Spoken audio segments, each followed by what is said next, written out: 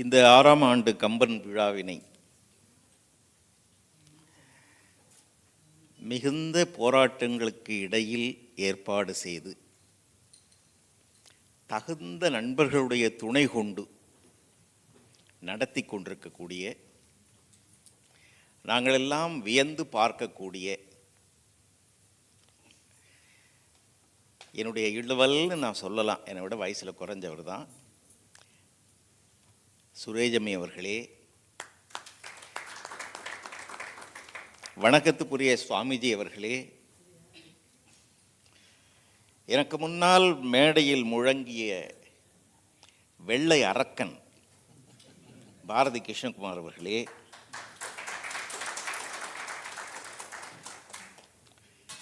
நண்பர் ராம்குமார் அவர்களே, என்னை கொஞ்சம் அழகாக படம் எடுக்க முயற்சி செய்து கொண்டே இருக்கக்கூடிய இசைக்கவி ரமணன் அவர்களே, பட்டிமண்டபத்திலே பாங்கறிந்து, இது ரொம்ப வெக்கப்படுது, குனியுது, இது கொஞ்சம் டைட் பண்ணப்பா. மேடையிலே இல்லை, இங்கே ஏதோ டைட், இதை டைட் பண்ணணும்.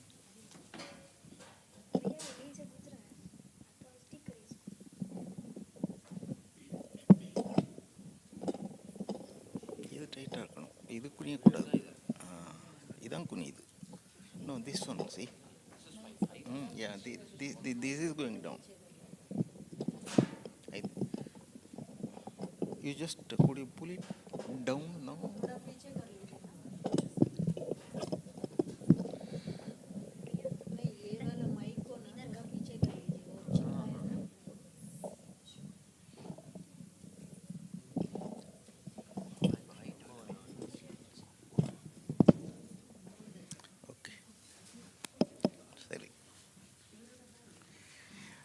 பட்டிமண்டபத்திலே பேச வந்திருக்கக்கூடிய அன்பு பேச்சாளர்களே, பேரன்பு கொண்டோரே, பெரியோரே, பெற்ற தாய்மாரே, நல்லிளம் சிங்கங்கள், வணக்கம். இந்த நிகழ்ச்சிக்கு நாங்கள் வந்ததிலே இருந்தே ஏராளமான உணர்ச்சி மோதல்கள் எங்களுக்கு ஏற்பட்டு கொண்டிருக்கின்றன. பாரதி கிருஷ்ணகுமார் சொன்னதைப் போல 7 பேர் நாங்கள் ஒன்றாக விமானத்திலே வந்தோம். அதை அவ்வளவு சிறப்பாக சுரேஜமி ஏற்பாடு செய்திருந்தார். நான் சுரேஜமி என்னை விட வயசிலே குறைவு என்றாலும் அவரை நான் தொட்டு வணங்குகிறேன். ஒரு விழாவினை நாங்கள் சென்னையிலே விழா நடத்துகிறோம், தமிழ்நாட்டிலே பல இடங்களில் நடத்துகிறது, அல்லது தமிழர்கள் நிறைய வாழக்கூடிய சிங்கப்பூர்லேயே மலேசியாவிலே நடக்கிறது என்பதையெல்லாம் தாண்டி இந்த மண்ணில் ஒரு கம்பன் விழாவை ஒரு 5 ஆண்டுகள் ஆன்லைனில் நடத்திட்டு நேரில் நடத்துறதில் இருக்கக்கூடிய சிக்கல்களை வெற்றிகரமாக வென்று இந்த விழாவினை சுரேஜமி நடத்தி கொண்டிருக்கிறார். ஆனால் நான் இங்கே வந்தப்புறம்தான் தெரிஞ்சது பாராட்டப்பட வேண்டியவர் சுரேஜமி கூட அல்ல, சுரேஜமியினுடைய மனைவி, அவரோட பிள்ளைகள். நிறைய பேர் சுரேஜமி மாதிரி ஒரு கேரக்டரை தாங்கிக்கவே முடியாது. அதனால் அவர்களை நான் வணங்குகிறேன். சுரேஜமி ரொம்ப மகிழ்ச்சி எனக்கு. இன்றைக்கி ரொம்ப சந்தோஷம். பொதுவாக சாமியாருங்க பொய் சொல்ல மாட்டாங்க தானே. நேற்று வந்ததுலேருந்து அவர் சொன்னதை நான் நம்பினேன். நம்ம சுவாமிஜி அவர் எனக்கு பேச வராது, எனக்கு கம்பன் தெரியாது, அநியாயம் பண்ணார். இன்னைக்கு வாழ்த்துரை வழங்குகிறேன்னு அவர் சொன்னதை பார்த்து நடுங்கி விட்டோம். நாங்கள் மாது சொன்னதை போல நாங்கள் அறியாத பாடல்கள். செல்வத்தால் கேடு வருமா அல்லது செல்வத்துக்கு ஒரு வரம்பு உண்டான்றதுக்கு அவர் சொன்ன விளக்கம் இருக்கு பாருங்க. பட்டினத்தாருக்கு போய் வந்து மிக அருமை, மிக அருமை. இனிமேல் இப்படியெல்லாம் பொய் சொல்லக்கூடாது என்று உங்களை கேட்டுக்கொள்கிறேன். பாரதி கிருஷ்ணகுமாருடைய பேச்சு இன்னைக்கு சாதாரணம் அல்ல. என்ன ஒன்று, நேரம் போய்விட்டது, அது ஒன்று தான் கவலை.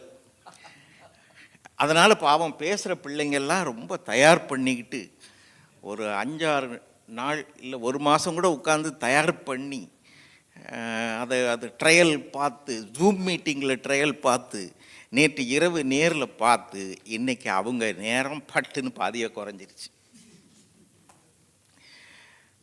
ஆனால் அதுதான் பேச்சு திறமையே. நீங்கள் அந்த சுருக்கத்தில் எவ்வளோ அழகாக பேசுகிறீங்கன்னு தான். அந்த அம்மா தான் என் மேலே ரொம்ப கோபமாக இருக்காங்க. ஏன்னா அவங்க அவ்வளோ பேசிக்கிட்டு வந்ததை நேற்றே நான் 3/4 மேலே கட் பண்ணேன். இன்றைக்கி அதுலேயும் கொஞ்சம் கட் பண்ணுறானுங்களேன்னு. ஆனால் பாரதி கிருஷ்ணகுமாருடைய பேச்சு ரொம்ப அருமை, ரொம்ப அருமை. அவரை நான் வியந்து பாராட்டுகிறேன். மாலையில் அது மாதிரி இன்னொரு அரக்கன், மீசை வச்ச அரக்கன் உட்காந்துருக்க, இசைக்கவி ரமணன். அவர் கம்பனும் கண்ணதாசனும். இப்போது ஒரு பட்டிமண்டபம் கம்பனை பற்றி. கம்பனடிப்பொடி படத்தை போட்டு சுரேஜமை பண்ணியிருக்காருல்ல, எனக்கு அது ரொம்ப பெரிய வியப்பு, ரொம்ப சந்தோஷம், ரொம்ப மகிழ்ச்சி. நான் அவரை பற்றி 1-2 கருத்து கம்பனை பற்றி சொல்லிவிட்டு உள்ளே போயிடலாம், நம்ம லேட் ஆனதுன்றதுனால. ஒன்று இதை முடித்த உடனே சாப்பாடு தான், அதனால் கொஞ்சம் முன்ன பின்ன சாப்பிட்டாலும் பரவாயில்லன்னு நீங்களும் உங்கள் வயிற்றுக்கு இப்போவே சொல்லி வச்சுருங்க. இன்றைக்கி தாமதமானதை விட்டுருங்க, ஏன்னா இந்த மண்ணில் நம்ம ஆரம்பிக்கிறதே 30 நிமிஷம் தாமதமாச்சு. இதெல்லாம் இங்கே தவிர்க்கவே முடியாது இங்கே. ஆனால் கம்பன் அடிப்பொடி ஒரு நெறியை கம்பன் கழகங்கள் சார்பாக கற்றுக் கொடுத்தார். ஒரு நெறி. கம்பன் விழா நடத்துபவர்கள், கம்பன் விழாவில் பேசுபவர்கள், கம்பன் விழாவை கேட்க வருபவர்கள் எல்லோருக்கும் ஒரு நெறியை சொல்லிக் கொடுத்தார் கம்பன் அடிப்பொடி. அதிலே ஒன்று, 5 மணிக்கு மாலையில் விழா என்றால் 4:50க்கு கம்பன் வாழ்கன்னு ஒரு குரல் வரும். 4:55க்கு கம்பன் வாழ்கன்னு குரல். 5 மணிக்கு விழா தொடங்குகிறதுன்னு வர். பேசுகிறவன் வந்திருக்கானா, கேட்கறதுக்கு வந்திருக்கானான்னு கவலைப்பட மாட்டார். ஒரு முறை கலைஞர் முதல்வராக இருக்கிறப்ப ரயில் வந்த தாமதம், அவர் தாமதமாக வந்தார். ஆனால் வேறு ஒருத்தரை தலைவராக போட்டு விழாவை தொடங்கினார். கலைஞர் ஓடி வருவதைப் போல மேடைக்கு ஓடி வந்தார். நான் இன்னொன்று சொல்லுகிறேன், கண்ணதாசனை பற்றி ஒன்று சொல்லிடுறேன் இசைக்கவி. கண்ணதாசன் எந்த விழாவுக்கு நேரத்துக்கு போனதா வரலாறே கிடையாது. அவர் மேடையில் பெருமையாக வேறு பேசுவார். இந்தியாவுக்கு பொதுவாக 3 மதங்கள் சிறப்பாக உண்டு, இந்து மதம், கிறிஸ்தவ மதம், இஸ்லாமிய மதம். எனக்கு பிடிச்ச மதம் தாமதம்னுவார். தாமதமாக தான் போவார். காரைக்குடி கம்பன் விழா கவியரங்கத்துக்கு அவரை கம்பன் அடிப்பொடி கூப்பிட்டு இருந்தார். 10 நிமிஷம் முன்னால் உட்கார்ந்துட்டார். உட்கார்ந்தது முக்கியமல்ல, கவியரங்கத்தை தொடங்குறார். எப்படி தொடங்கினார்? கடிகாரம் பார்த்தேதான் காரியங்கள் செய்வதென பிடிவாதம் கொண்டிருக்கும் பேரவையின் தலைவர்களே என்னார். அது ஒரு பிடிவாதமா? நேரத்துக்கு ஆரம்பிப்பேன். கடிகாரம் பார்த்தேதான் காரியங்கள் செய்வதென பிடிவாதம் கொண்டிருக்கும் பேரவையின் தலைவர்களே, கடிகாரம் என் பகைவன். கணேசர் பயத்தினிலே காலம் அறிந்து ஓடி வந்தேன். இந்த மனுஷனை பார்த்தா பயமா இருக்கியா, அதுக்காக சீக்கிரம் வந்தேன். அவர் மட்டுமல்ல, குன்றக்குடி அடிகளாரை, ஆசா ஞானசம்பந்தனாரை, இஸ்மாயிலை, திருச்சி ராதாகிருஷ்ணன், மாதுவோட தந்தை திருச்சி ராதாகிருஷ்ணனை, எத்தனை பேரை சொல்லுவது, எத்தனை பேர் வளர்த்த அமைப்பு இது. அதை சுரேஜமி இந்த மஸ்கட் திருநகரிலே கொண்டு உங்களுக்கு இறக்குமதி செய்திருக்கிறார்கள். இது சாதாரணமானதல்ல. ஊமைக்கே பாரதி நம்மளை போட்டு கடைஞ்சி எடுத்துட்டார்ல. கம்பனில் இருக்க சிறப்பு, அவனை கையை பிடிச்சிக்கிட்டு உள்ள போனா நீங்க என்ன தேடுறீங்களோ அது கிடைக்குங்க. நீங்க என்ன தேடிட்டு போறீங்களோ அது கிடைக்கும். நீங்க அறிவியல் தேடுறீங்களா, அரசியல் தேடுறீங்களா, ஆன்மீகம் தேடுறீங்களா, கடவுள் எதிர்ப்பு தேடுறீங்களா, கம்பன்ல கிடக்கு. அதனால்தான் கண்ணதாசன் எழுதினா 10,000 கவிதை முத்தாக அள்ளி வைத்த. நீங்கள் அதை பாட்டே பாடிடுங்க, அது ரொம்ப அருமையாக கண்ணதாசனுக்கும் கம்மனுக்கு இருக்கிறது அவர் சொல்லுவார். நான் இன்னும் ஒரு பாட்டை மட்டும் சொல்கிறேன். வைரமுத்து சொன்னது, நீங்கள் நாட்டுப்புற பாடல்லாம் பழைய பாட்டு கேட்டிருக்கீங்களா? ஒரு குழந்தை அழுதா அடிச்சாரை சொல்லி அழு, ஆக்கிணைகள் செய்து வைப்போம், மண்ணால் விலங்கு பண்ணி தண்ணியில் தூக்கி போட்டுருவோம், வெண்ணையால் விலங்கு பண்ணி வெயிலில் தூக்கி போட்டுருவோம், இப்படியெல்லாம் வரும். அதில் ஆத்தா அடித்த அத்தை அடித்தாலும் அல்லிப்பூ தண்டாளை போட்டுட்டு அடித்த அடி தாழாமல் தம்பி அழுத கண்ணீர் ஆறா பெருகி ஆனை குளிச்சேரி குளமா தேங்கி குதிரை குளிச்சேரி வாய்க்காலாய் ஓடி வழிப்போக்கர் வாய்கழுவி மஞ்சளுக்கு பாய்கையிலே வற்றியதான் கண்ணீரும் வாழைக்கு பாய்கையிலே வற்றியதான் கண்ணீரும்னு பாட்டு. ஒரு குழந்தை ஒரு சொட்டு 2 சொட்டு தண்ணீர் விட்டுருக்கும். ஏறத்தாழ இதை அப்படியே எடுத்துக்கிட்டு வைரமுத்து எழுதினார் இந்திரலோகத்து இளசுகளை. அதை எப்படி தொடங்கினார்? சொல்லுக்குள் வாக்கியத்தை சுருக்கி வச்ச கவிப்புலவன். ஒரு சொல்லுல ஒரு வாக்கியம் இருக்கும். ஒரு வாக்கியம் என்னங்க, நம்ம சரியா பார்த்தோம்னா நம்ம வாழ்க்கையே இருக்கும்.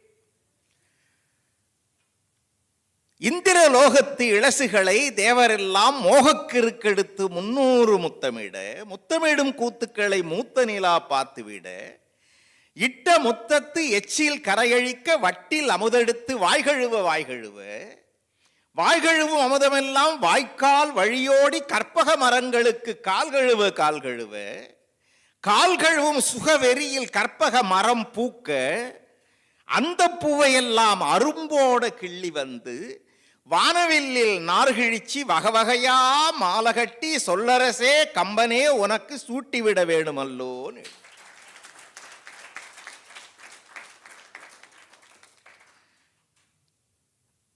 ஓமைகளை கம்பன் சொன்னாங்க. அவங்கிட்ட ஓமை, அவங்கிட்ட இருக்க கற்பனை.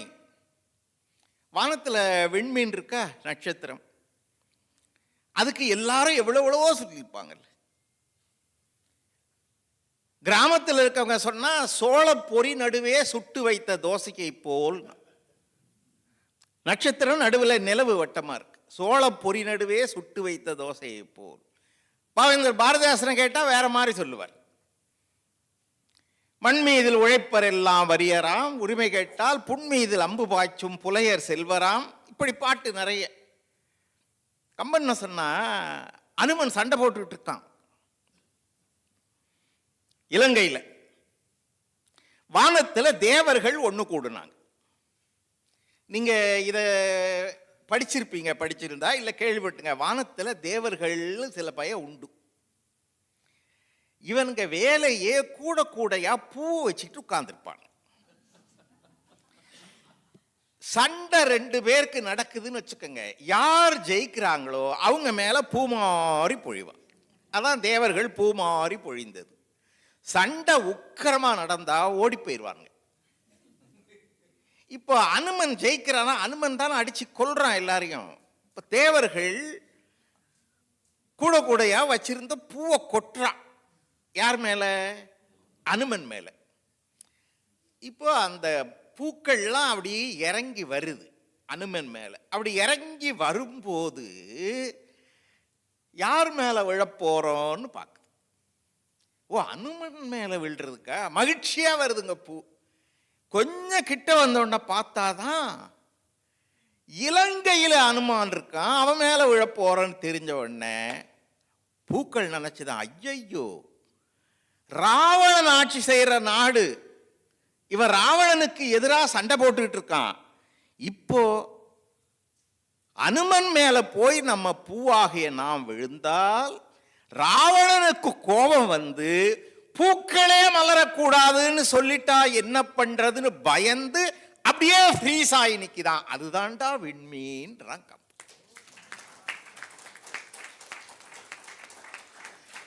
நீங்க அவரோட கற்பனை, அந்த வீச்சு, ஓமை.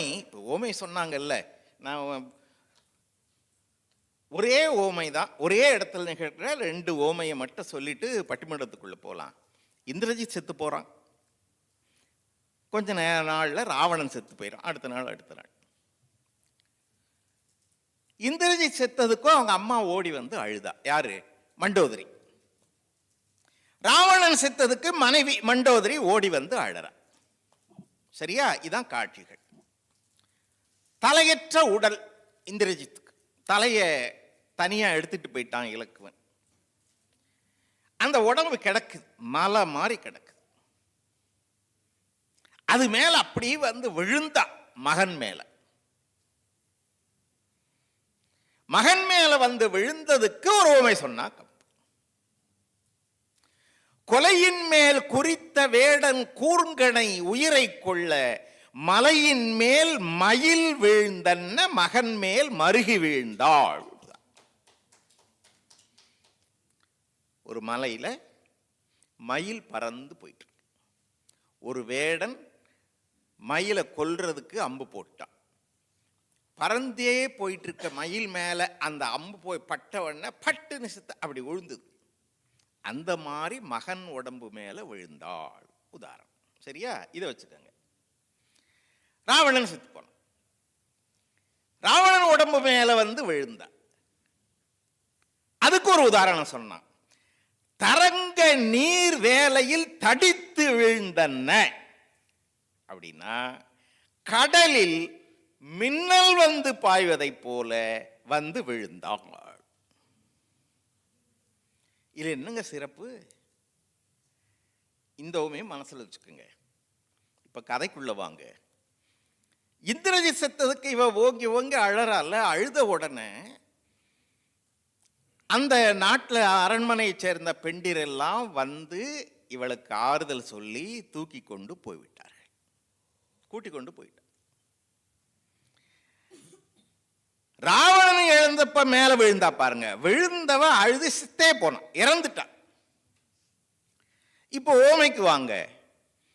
முதல் ஓமையில் மலை மேல் மயில் வீழ்ந்தால் கூட மலை வேறு மயில் வேறு, மயிலை எடுத்துக்கொண்டு போய்விட்டான் வேடன்.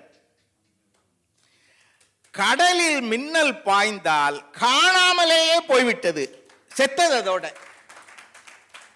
அவள் இறக்காமல் திரும்பி அழைத்து கொண்டு போனார்கள் என்பதற்கு முதல் உவமையையும், கணவனோடு இறந்தாள் என்பதற்கு கடல் நீரில் மின்னல் பாய்ந்ததையும் சொல்லுகிறானே, அவன்தான் கம்பன்.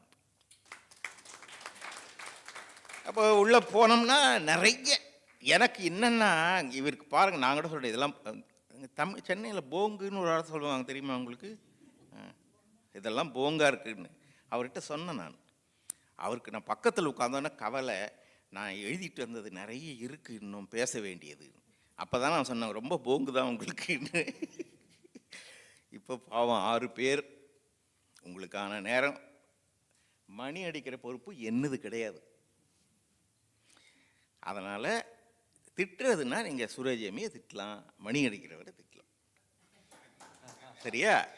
இப்போ தலைப்பு அன்பின் நெருக்கமா அறத்தின் பெருக்கமா. சுரேஜமி அதை திருப்பி திருப்பி சொன்னார். சமுதாயத்துக்கு சில விஷயம் சொன்னதாக இருக்கணும்னு. சும்மா வேடிக்கை. இப்போ தான் பட்டிமண்டபம் எல்லாம் நடக்குது இல்லை, மாமையாரா மருமவளா, சாவி கொத்தா, சண்டைத்தனமா, என்னதையோ தலைப்பில் எங்கெங்கேயோ நடக்குது. அதுவும் ஒரு டிவி. இப்போ இந்த அதுவும் பண்டிகை வந்துருச்சுன்னா பட்டிமண்டபம் நடக்காத சேனலே இல்லைன்னு ஆகிப்போச்சு. அதில் வைக்காத தலைப்பே இல்லை, அவங்க சொல்லாத ஜோக்கே இல்லை, பேசாத கேவலமே இல்லை. சரியா? ஆனால் சுரேஜமி ஒரு நோக்கம் இருக்கணும்னு சொன்னார்.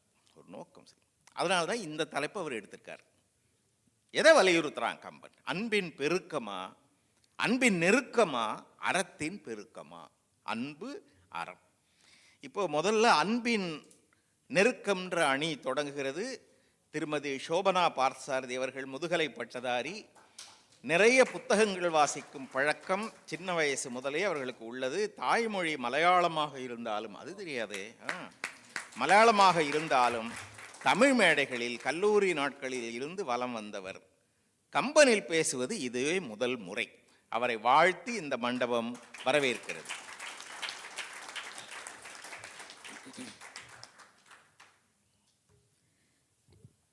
தித்திக்கும் தேன் தமிழ் திக்கட்டும் பரவட்டும். தாய்மொழி தமிழுக்கும்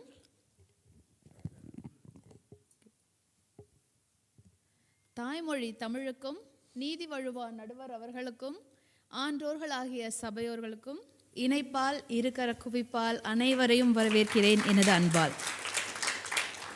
நடையில் நின்றுயர் நாயகன் வரலாற்றை தமிழ்கூறு நல்லுலகம் மனம் கொள்ளுமாறு தமிழ் மரபு மாறாமல் கவிதை நடையாய் பொழிந்தவர் நம் கவி சக்கரவர்த்தி கம்பர். அவர் நமக்கு கொடுத்த ராமகாதையில் இன்று நான் உங்களுடன் இணைந்து சிந்திக்க இருப்பது ராமனின் 4வது தம்பி குகனை குறித்து. என்னம்மா சொல்கிற, ராமனுக்கு 3 தம்பிகள் தானே, எங்கேருந்து வந்தார் இந்த 4வது தம்பி? ஆமாம், தசரத மகாராஜாவுக்கு இல்லைனாலும் ராமபிரானால் நீ என் தம்பி என்று அறியப்பட்ட மிக அழகான ஒரு மனிதன்தான் இந்த குகன். ஆய காலையின் 1000 அம்பிக்கு நாயகன் போர்க்குகன் எனும் நாமத்தான் தூய கங்கை துறைவிடும் தொன்மையான் காயும் வில்லினன் கல் திரள் தோழினன். இந்த உலகத்தில் பல்வேறுபட்ட மனுஷங்க இருக்காங்க. நான் அவர்களை 3 வகையாக நான் உங்ககிட்ட சொல்கிறேன்.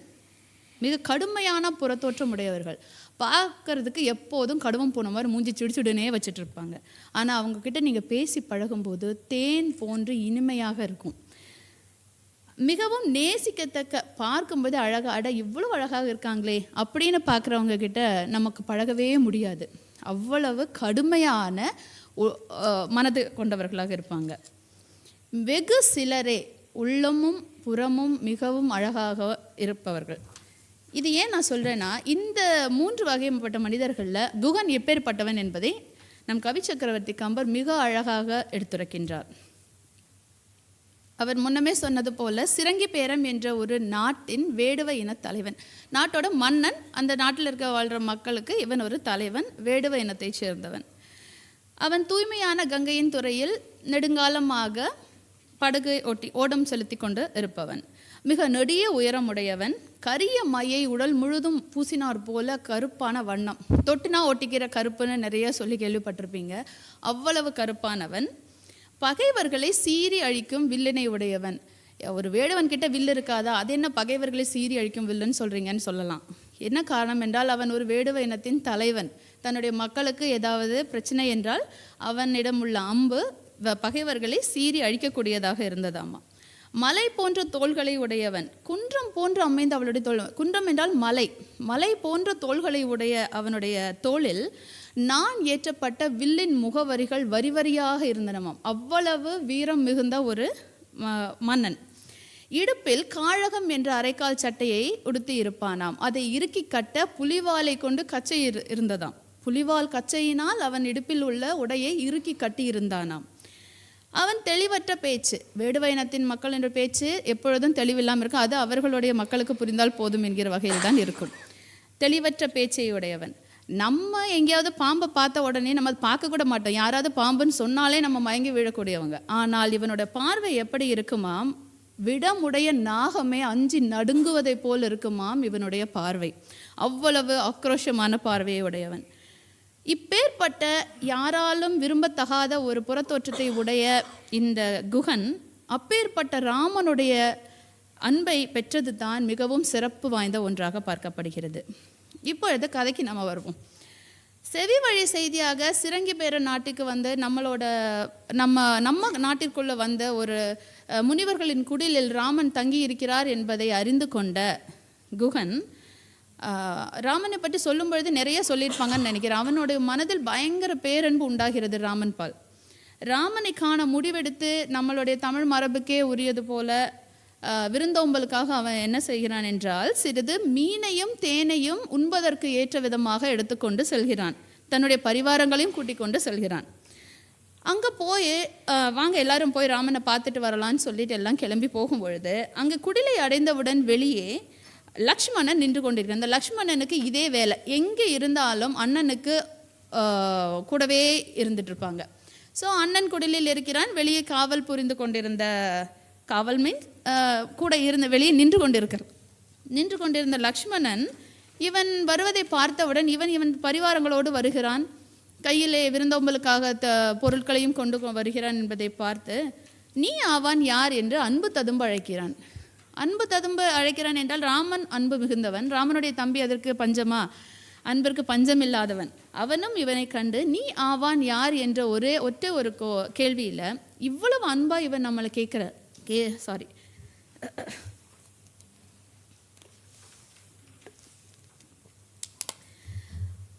இவ்வளவு அன்பாக நம்மிடம் கேட்கும் இவன்தான் நான் நினைத்து வந்த ராமன் என்று தவறாக நினைத்து கொண்டான். அவன் அதற்கு சொல்கிறான், தேவா நின்கழல் சேவிக்க வந்தனன் நாவாய் வேட்டுவன் நாய் அடியேன் என்றான். அரசனாகிய தெய்வமே, உம்முடைய திருவடிகளை வணங்கும் பொருட்டு வந்தேன் என்று தாழ்மையுடன் பணிந்து நிற்கின்றான். குகனின் இந்த கூற்றிலிருந்து இவனுக்கு பயங்கர ஆச்சரியம் லக்ஷ்மணனுக்கு. என்ன இது, வந்த உடனே இவ்வளவு பணிவாக ஒரு மன்னனுக்கு பரிவாரங்களோடு வருவதிலிருந்தே தெரிகிறது அவன் ஒரு இனத்தின் தலைவன் என்பது தெரிகிறது. இவ்வளவு தாழ்மையுடன் இருக்கின்றானே, தன்னை பார்த்த அளவில் தன்னையே ராமனாக என்னும் இவனது வெள்ளை உள்ளத்தை அறிந்த அவன், குகனே நீ கொஞ்சம் சற்று பொறுத்துரு, நான் போய் அண்ணன் கிட்ட அனுமதி வாங்கி கொண்டு உன்னை உள்ளே அழைக்கிறேன்னு சொல்லி அவரை வெளியே நிறுத்திவிட்டு உள்ளே போகிறார். அங்கே போய் அண்ணன் கிட்ட சொல்கிறான். கொற்றவ என்ற வார்த்தையை உபயோகப்படுத்தி செய்தாலும் லக்ஷ்மணனுக்கு அது பொருட்டே அல்ல. தன்னை பொறுத்தளவில் தன் அண்ணன் தான் அவனுக்கு ராஜா எப்பொழுதுமே. அவ்வளவு அழகாக அவன் கூறுகிறான், கொற்றவ அவனுடைய நாட்டில் என்ன கிடைக்கக்கூடியதோ அதை எடுத்துக்கொண்டு வந்திருக்கிறான். ஸோ தாயினை விடவும் மேலான அன்புள்ளம் கொண்டவன், தாயின் நல்லான் என்று கூறி நாவாய்க்கு இறை குகன் இந்த கங்கையை கடக்க இவனது தோழமை நமக்கு மிகவும் முக்கியம் என்பதை உணர்த்தும் விதமாக இதை கூறுகிறார். இதை கேட்ட உடனே ராமனுக்கு பயங்கர சந்தோஷம். அப்பா, நீ யார் என்று நீ கூட்டிட்டு வா, என்கிட்ட அவனை கூட்டிட்டு வான்னு சொல்கிறாங்க. பன்னவனை அழைத்து, பன்னவன் என்று இங்கே கூறப்படுகிறது பண்பில் சிறந்த லக்ஷ்மணனை. லக்ஷ்மணா நீ போய் அவனை உள்ளே அழைத்து கொண்டு வா என்று கூறுகிறார். உள்ளே வந்தவுடன் கண்ணனை கண்ணார கண்டு, கண்ணனை கண்ணன் நோக்கி கனிந்தனன், கண் அழகுடைய கண்ணன் ஆகிய ராமனை கண்ணழகுடன், கொஞ்சம் வெயிட் பண்ணுங்களேன்,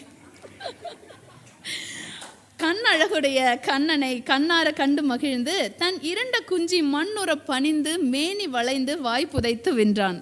கண்ணழகன் ஒரு கண்ணனை கண்டு அப்படியே மயங்கி நின்று தன்னுடைய இருட்டு போன்ற ஒரு கருத்த கூந்தலே தரையில் விழுமாறு சாஷ்டாங்கமாக பணிந்து வணங்கி மேனி வளைந்து வாயில் கை வைத்து வாய் புதைத்து நின்றானாம். அவ்வளவு பணிவன்புடன் நிற்கின்றான். நின்றுட்டு அவன் சொல்லுறான், தேவா தேனும் மீனும் அமுதனுக்கு அமைவதாக திருத்தினன் கொணர்ந்தேன் என்கொள் திருவுளம் என்று கேட்கிறான். அதாவது நான் ஒரு தலைவன், நான் மீனும் தேனும் கொண்டு வந்திருக்கேன், நீங்கள் உண்டருள்க என்று சொன்னால் ஒரு வேடுவ இன தலைவன் கட்டளையிடுவதை போல் ஆகிவிடும் என்பதை உணர்ந்து அவன் என்கொள் திருவுளம் என்று கேட்கிறான். என்கொள் திருவுளம் என்றால் தேவரீர் நீங்கள் இதை ஏற்பீரோ என்று பணிவன்புடன் வேண்டி நிற்கின்றான்.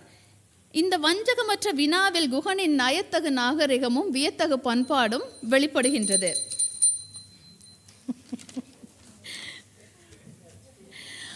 பிறகு அவன் அவ்வளவு பணிவன்புடன் கேட்டவுடன் ராமனுக்கு பயங்கர தர்ம சங்கடமான நிலை உருவாகிறது. நீ கொண்டு வந்த பொருளை வேணான்னு சொன்னா குகன் ரொம்ப கஷ்டப்பட்டு போவான். நான் அதை ஏற்கிறதுனா முனிவர்கள் உண்ணக்கூடாத மீனை அவன் எடுத்துக்கொண்டு வந்திருக்கான், இவர்கள் ஏற்றுக்கொள்ள மாட்டார்கள். என்ன செய்வது என்பது தெரியாமல் எல்லாரும் விழிப்பெதுங்கி நிற்கிறார்கள். ஆனால் ராமன் சிறிய முறுவலுடன் கூறுகிறார், கையுறை பொருட்கள் யாதாயினும் கிடைத்தற்கு அரியதாகவும் அன்பன் முதிர்வால் பக்தி புலப்பட அது அளிக்கப்படுமே, ஆனால் அவை அமிர்தனும், அதாவது தேவர்கள் உண்ணக்கூடிய அமிர்தத்திற்கும் மேலானவை என்று இதை நாங்கள் உண்டதற்கு சமானமாகும் குகனே என்று கூறுவதிலிருந்து குகனின் உள்ளம் மகிழ்வடைகிறது. இந்த கூற்றை மனதார குடிலில் உள்ள முனிவர்களும் ஏற்றுக்கொள்கிறார்கள். இவ்வாறாக முக்கியமான ஒன்று சொல்ல மறந்துட்டேன்.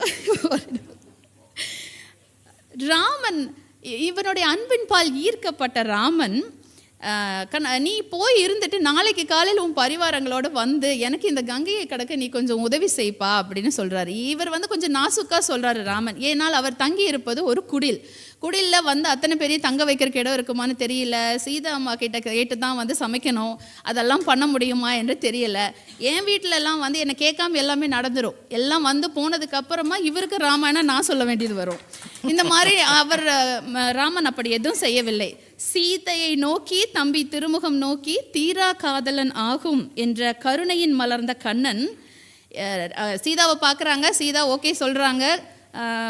தம்பி லக்ஷ்மணனையும் பார்க்குறாங்க. லக்ஷ்மணனும் வந்து ஓகே அண்ணா நான் பார்த்துக்கிறேன், நான் அவர்களுக்கு தங்குவதற்கு ஒரு இடத்தை அளிக்கிறேன் என்று ஜாடையால் சொன்ன பிறகு திருப்தி அடைந்த ராமன் சொல்கிறான், யாதினும் இனிய நண்பா நீ என்னோடு இரு, நீ ஒரு தீராத காதலன் குஹன் என்று கூறுகிறான். தீரா காதலன் குஹன். இந்த பேரன்பை பெற்ற குஹனுக்கு இன்னொரு அடைமொழியும் கொடுக்கிறார். உன்னுடைய அன்பின் பால் ஈர்க்கப்பட்டேன் நாங்கள் நால்வருடன் உன்னையும் சேர்த்து ஐவரானோம், ஆகையால் தமையனே என்று கூறுகிறார். இவ்வாறாக காவிய தலைவன் ராமனின் பேரன்பை பெற்றவன் தான் இந்த குஹன். ராமன் மீது கொண்ட பேரன்பால் தன்னையே சுருக்கி கொண்டு ராமனாலேயே குஹனுடன் ஐவரானோம், தீரா காதலன் குஹன் என்று அன்பு ததும்ப அழைக்கப்பட்டவன். இதிலிருந்து என்ன தெரியுதுன்னா, அன்பு ஒன்று தாங்க எல்லாவற்றிற்கும் மூல ஆதாரமாக விளங்குகிறது. அன்பை நீங்கள் துணை கொண்டு நின்றால் வாழ்வில் எவ்வளவு உயரம் வேண்டுமானாலும் போகலாம். இவ்வாறாக கம்பன் காவியம் நமக்கு கற்றுத்தருவது அன்பின் நெருக்கமே என்று கூறி வாய்ப்பளித்த அனைவருக்கும் நன்றி கூறி விடைபெறுகிறேன். நன்றி, வணக்கம்.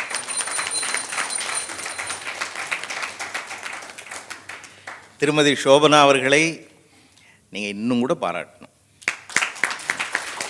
எனக்கு அவங்க அப்படியே திருவள்ளுவர் வழியில் நடந்த மாதிரி இருந்தது. ஏன்னா அவங்க எவ்வளோ கஷ்டம், நேரத்தை கொடுத்து குறைக்க சொன்னாலும் சிரிச்சுக்கிட்டே பேசுகிறாங்க. அதுதான் இடுக்கண் வருங்கால் நகுகன். நேற்று பேசும்போது இங்கிலீஷ் வந்துடாமல் பேசணுமே அப்படின்னு வேற கவலைப்பட்டுக்கிட்டாங்க. ஒரு ஆங்கில சொல் இல்லாமல் அவங்க பேசின அழகு உயர்ந்தது.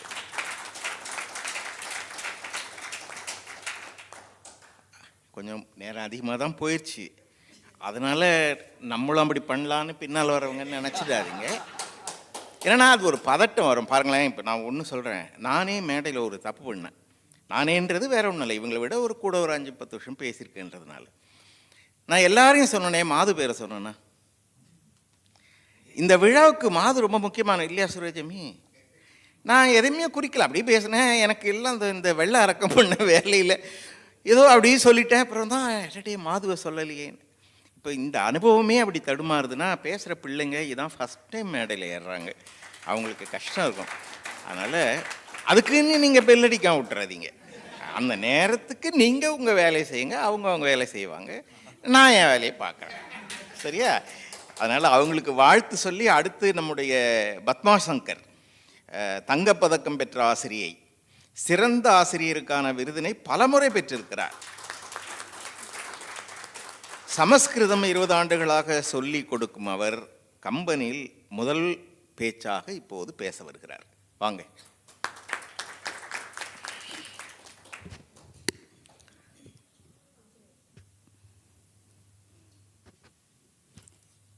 திருக்குறள் இருக்கையிலே அமர்ந்திருக்கும் நடுவர் அவர்களே, அன்போடும் அறத்தோடும் கருத்துக்களை பேச வந்திருக்கும் ஆன்றோர்களே, வெள்ளிக்கிழமை என்றாலும் கூட கம்பனின் அறத்தை கடைப்பிடிக்க வேண்டும் என்று இங்கே கூடியிருக்கும்படி, கம்பனின் அறச்செயலுக்காக தங்களுடைய நேரத்தையும் பொருளையும் உழைப்பையும் தந்திருக்கும் அனைத்து கம்பன் கழக நண்பர்களுக்கும் என்னுடைய மனமார்ந்த வணக்கத்தை சொல்லிக்கொண்டு என் உரையை ஆரம்பிக்கிறேன். எங்கே படித்தாலும் பார்த்தாலும், படிக்க பக்கம் நின்று கேட்டாலும், ஈர்த்தாலும் கட்டி அணைத்தாலும் அத்தனைக்கும் தித்திக்கும் கரும்பே என்று வள்ளல் பிறந்தகை சொன்னது 100% கம்பனுக்கும் பொருந்தும். கம்பராமாயணத்தை எங்கே தொட்டாலும் அறத்தை பற்றி பேசுவதாகவே காணலாம். 1000 ஆண்டு காலம் கழித்தும் இன்றும் நாம் அதை பற்றி பேசிக்கொண்டிருக்கிறோம் என்றால் இந்நூலை இயற்கையை அங்கீகரித்துள்ளது என்பதுதானே பொருள். நடுவர் அவர்களே, 10 நாள் கம்பராமாயணம் சொற்பொழிவு நடக்கிறது. ஒருவர் தொடர்ச்சியாக அங்கே செல்கிறார். வீட்டிற்கு வந்ததும் மனைவி கேட்கிறாள், சொற்பொழிவு எப்படி இருந்தது? மிகவும் அருமையாக இருந்தது. என்ன பேசினார்? அது மட்டும்தான் தெரியவில்லை. 10 நாளும் தொடர்ந்து கம்பராமாயணத்தை கேட்டிருக்கிறார். 10 நாளும் இவ்வாறு சொன்னதால் மனைவிக்கு கோபம் வந்துவிட்டது. ஒரு சாக்கு கூடையை கையில் கொடுத்து இதை தண்ணீர் நிரப்பி வாருங்கள் என்று அனுப்புகிறாள். சாக்கு கூடையில் தண்ணீர் நிற்காது என்பது அவளுக்கும் தெரியும். 10 தடவை நிரப்பியும் ஒரு சொட்டு தண்ணீர் கூட சாக்கு கூடையில் நிற்கவில்லை. மனைவி சொல்கிறார், இந்த சாக்கு குடையின் நீ ஒன்று 10 தடவை தண்ணி எடுத்து சாக்கு குடையில் ஒரு சொட்டு தண்ணீர் கூட நிற்கல, 10 நாள் கம்பராமாயணம் கேட்டு உன் மனசில் எந்த கருத்தும் நிற்கல என்று.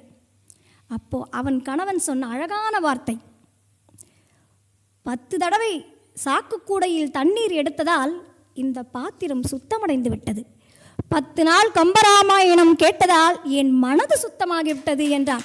கம்பனை கேட்பதிலே இருக்கக்கூடிய பெருமையும் மகிழ்ச்சியும் இதுதான் கம்பனின் நரம். இதற்காகத்தான் இந்த விழாக்களும், இதற்காகத்தான் நாம் இங்கே வந்து இருக்கிறோம். ஒரு வேலையை செய்யும் போது இது என்ன பெரிய கம்பசூத்திரமா என்று கேட்கிறோம் அல்லவா? அப்படி என்றால் என்ன அர்த்தம்?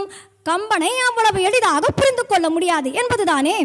அதை சரிவர புரிந்து கொள்ள முடியாமல் தான் எதிரணியினர் கம்பன் காவியம் கற்றுத்தருவது அறம் என்று தெரியாமல் அன்பு என்று பேச வந்திருக்கிறார்கள். கம்பராமாயணத்தின் பாவிகம் என்ன? அறம் வெல்லும் பாவம் தோற்கும்.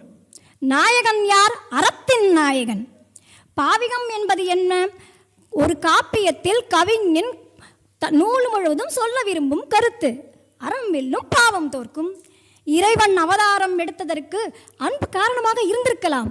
ஆனால் கம்பனை பொறுத்தவரை அறம் வெல்லும் பாவம் தோற்கும் என்ற அறத்தை நிலைநாட்டுவதற்குத்தான் அவதாரம் எடுத்தானே தவிர அன்பை நிலைநாட்டுவதற்காக அல்ல.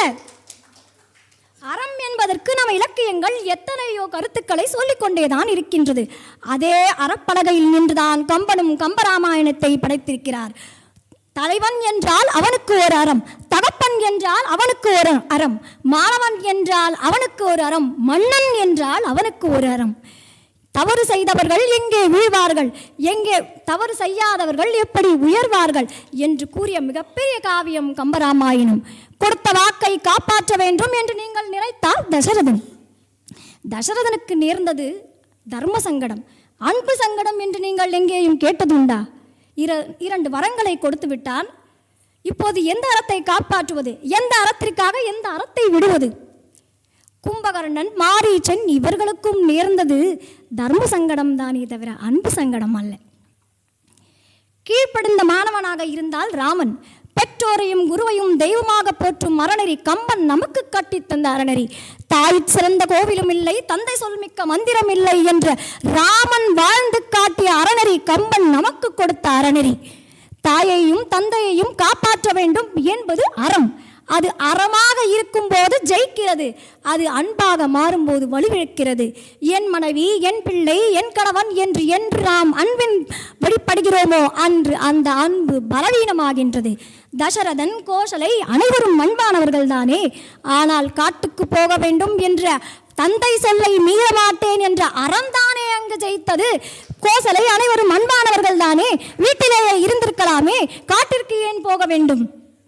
எதிரணியினர் கூறும்போது குகன் மிகவும் அன்பானவன் என்று கூறினார். ஆம், இன்று நான் ஒரு கருத்தை உங்களுக்கு சொல்கிறேன். அதன் பிறகு குகன் என்றாலே உங்களுக்கு அறம்தான் ஞாபகத்திற்கு வரும். ஒரு பெண் பற்றிய ஆணின் பார்வை எவ்வாறு இருக்க வேண்டும் என்பதை குகன் என்னும் கதாபாத்திரம் மூலம் மிக அழகாக கூறுகிறார் கம்பர். பரதன் படையை திரட்டிக் கொண்டு கானகத்திற்கு வருகிறான். அங்கே குகனை சந்திக்கிறான். பரதன் குகனை பார்த்து, ராமலக்குவர்கள் எங்கே உறங்கினார்கள் என்று கேட்கிறான். அதற்கு குகன் சொல்கிறான், ஒரு தர்பை பில் மெத்தையையும் ஒரு கல்லையும் காண்பித்து இங்கேதான் உறங்கினான் என்று. அல்லை ஆண்டு அமைந்த மேனி அழகனும் அவளும் துஞ்ச, இருளை ஆட்சி செய்து கொண்டு கருமை பொருந்திய திருமேனியில் இணையற்ற அழகுடையவனாக ராவனும் என்று சொன்ன கம்பர் என்ற குகன் சீதா பிராட்டியாரை வர்ணிக்கவில்லை. பிறர் மனைவியை வர்ணிக்க கூடாது என்ற சமூக அறத்தை, தனிமனித அறத்தை குகன் என்னும் கதாபாத்திரம் மூலம் நமக்கு விளக்கியிருக்கிறார் கம்பர். பிறர் மனை விளையாமை என்று கம்பனில் எங்கெல்லாம் அறம் தலை தூக்குகிறதோ அவை அனைத்தையும் ஒரு புத்தகமாக அச்சிட்டு அந்த அறத்தை மீறும் அனைவருக்கும் கொடுக்க வேண்டும். அப்போது இந்த உலகம் உயும். அறம் வெல்லும் பாவம் தோற்கும் என்று 2 இடங்களில் நாம் காணலாம். ஒன்று, சீதையை தேடி இலங்கை வருகிறான் அனுமன். அப்போது இலங்காதேவி அவனை தடுத்து நிறுத்துகிறாள். பெண்ணை கொல்லக்கூடாது என்ற அறத்தை காப்பாற்றுவதற்காக அனுமன் இலங்காதேவியை தள்ளினான். அப்போது இலங்காதேவி கூறியதாவது, ஒரு சாபத்தால் தெய்வ நிலையிலிருந்து நான் இப்போது கீழே இறங்கியிருக்கிறேன். எத்தனை காலம்தான் இந்நகரை நான் காக்க வேண்டும், எனக்கு விமோசனமே இல்லையா என்று கேட்டதற்கு, அரக்கர்களின் அதர்மம் தலை தூக்கும் போது அங்கே ஒரு குரங்கு வந்து உன்னை தள்ளும், அப்பொழுது நீ இங்கிருந்து விமோசனம் அடைவாய் என்று கூறினார். அறம் வெல்லும் பாவம் தோற்கும் என்பதை இன்னமும் நான் சொல்ல வேண்டுமோ என்றார். அன்னதே முடிந்தது ஐயா, அறம் வெல்லும் பாவம் தோற்கும். இன்னொரு நிகழ்ச்சியையும் நான் சொல்ல விரும்புகிறேன். சுக்ரீவன் அடைக்கலம் வருகிறான், ஏற்றுக்கொள்கிறார். விபீடனன் வருகிறான், ஏற்றுக்கொள்கிறார். அடைக்கலம் என்று வந்துவிட்டால் அதில் சொல்வதற்கு ஏதுமே இல்லையே. ராமாயணம் முழுவதுமே சரணாகதி சாஸ்திரம் தானே. விபீடனன் சண்டை நடக்கிறது. விபீடனன் தான் இதற்கு காரணம் என்று ராவணன் மிக பெரிய வேலை செய்கிறான். அந்த வேல் பிரம்மதேவனின் வேள்வியிலிருந்து வந்த வேல். மண்டோதரியை திருமணம் செய்து கொள்ளும் போது மயன் ராவணனுக்கு கொடுத்த வேல். அந்த வேல் வந்துவிட்டது. அப்போது வீடனன் சொல்கிறான், இந்த வேல் வந்துவிட்டது, இனிமேல் நான் உயிருடன் இருக்க மாட்டேன், நான் இறந்து விடுவேன் என்கிறான். அடைக்கலம் என்ற அண்ணன் கொடுத்த வாக்கை காப்பாற்ற வேண்டும் என்பதற்காக இலக்குவன் அந்த வேலை தாங்கிக் கொள்கிறான், மயக்க முறுகிறான். அப்போது அனுமன் மேருமலை சென்று முன்பு வைத்துவிட்ட வந்த அந்த மருந்தை எடுத்துக்கொண்டு வருகிறான். அப்போது வான கூட்டமே சொன்னது, தர்மம் என்று அறிஞர் சொல்லும் தனிப்பொருள் தன்னை இன்னே கர்மம் என்று அனுமன் நாக்கி காட்டிய தன்மை கண்டால் அருமை என் ராமருக்கு அம்மா அறம் வெல்லும் பாவம் தோற்கும் இருமையும் நோக்கின் என்னா என்று ராமல் பான் எழுந்து நின்றனர். பாவிகமான அறம் வெல்லும் பாவம் தோற்கும் என்பதை மீண்டும் ஒருமுறை கம்பர் நமக்கு நினைவுபடுத்துகிறார். லக்குவன் ஒரு கட்டத்தில் வெகுண்டு எழுகிறான். அப்போது ராமர் கூறுகிறார், நதியின் பிழையன்று நறும்புணலின்மை அற்றே பதியின் பிழையன்று பயந்து நம்மை புறந்தான் மதியின் பிழையன்று மகன் பிழையன்று விதியின் பிழை நீ எதற்கு வெகுண்டனை என்று. ஆக அன்பு செலுத்துவதிலே கூட கவனம் தேவை நடுவரவர்களே. அறத்தை பொய் என்று சொல்லக்கூட அன்பால் முடியும். எது சரியோ, அன்பிற்கு எல்லாம் சரி, எது சரியோ அதை மட்டும் சரி என்பதுதான் அறம். நீங்கள் அன்புடன் எல்லாம் சரி என்று சொல்ல போகிறீர்களா, இல்லை அறத்து எல்லாம் சரி என்று சொல்ல போகிறீர்களா, எது சரியோ அதை மட்டும் சரி என்று அறத்தோடு சொல்ல போகிறீர்களா? அறத்தை கையில் எடுப்போம். மாணவன் என்றால் அவனுக்கு ஒரு அறம் ராமனை போல, சகோதரன் என்றால் அவனுக்கு ஒரு அறம் இலக்குவனை போல குகனை போல, அரசன் என்றால் அவனுக்கு ஒரு அறம் தசரதனை போல, பக்தன் என்றால் அவனுக்கு ஒரு அறம் அனுமனை போல. இவ்வாறு அம்பகாம்பியத்தின் முழுவதுமே அறம்தான் இருக்கிறது, அறத்தின் பெருக்கமே என்று கூறி, அன்பு ஒரு வலிமையான கோடுதான், இல்லை என்று மறுக்கவில்லை. ஆனால் அதன் பக்கத்திலே அறம் என்ற பெரிய கோடு வரும்போது அன்பு என்ற கோடு சிறியதாகி விடுகின்றது. ஆகவே அறத்தின் பெருக்கமே கம்பராமாயண் முழுவதும் என்று சொல்லி இதற்கு மேல் நான் பேசினால் அறம் ஆகாது என்பதால் என் பேச்சை முடித்துக் கொள்கிறேன்.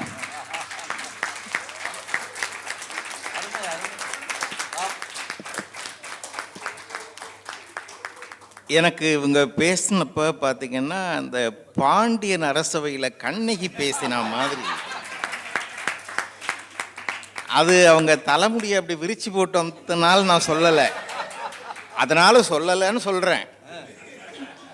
அவங்க அப்படி என்ன நோக்கி அப்படி ஒரு கையை வீசி இப்படி ஒரு கேள்வி அங்கே ஒரு கேள்வி, ரொம்ப அருமை. அந்த உடம்புல இருந்தா அப்படி ஒரு குரல் வருது அப்படின்னு நினைக்கிற அளவுக்கு அந்த பேச்சு ரொம்ப அழகு, ரொம்ப அழகாக பேசினாங்க. அடுத்து நம்முடைய அன்பின் நெருக்கமே என்று மரியாதைக்குரிய பிரியா சிவகுமார் அவர்கள் கலத்துறையில் மிகுந்த ஆர்வம் கொண்டவர், பல பட்டிமண்டபங்களிலே பேசிய அனுபவம் வாய்ந்தவர், கவிதை வாசிப்பதில் சாதனை படைத்தவர், முக்கியமாக தமிழை இங்குள்ள அடுத்த தலைமுறைக்கு எடுத்து செல்லும் பணியை செய்து வருகிறார். வாங்க, அன்பின் நெருக்கமே என்று.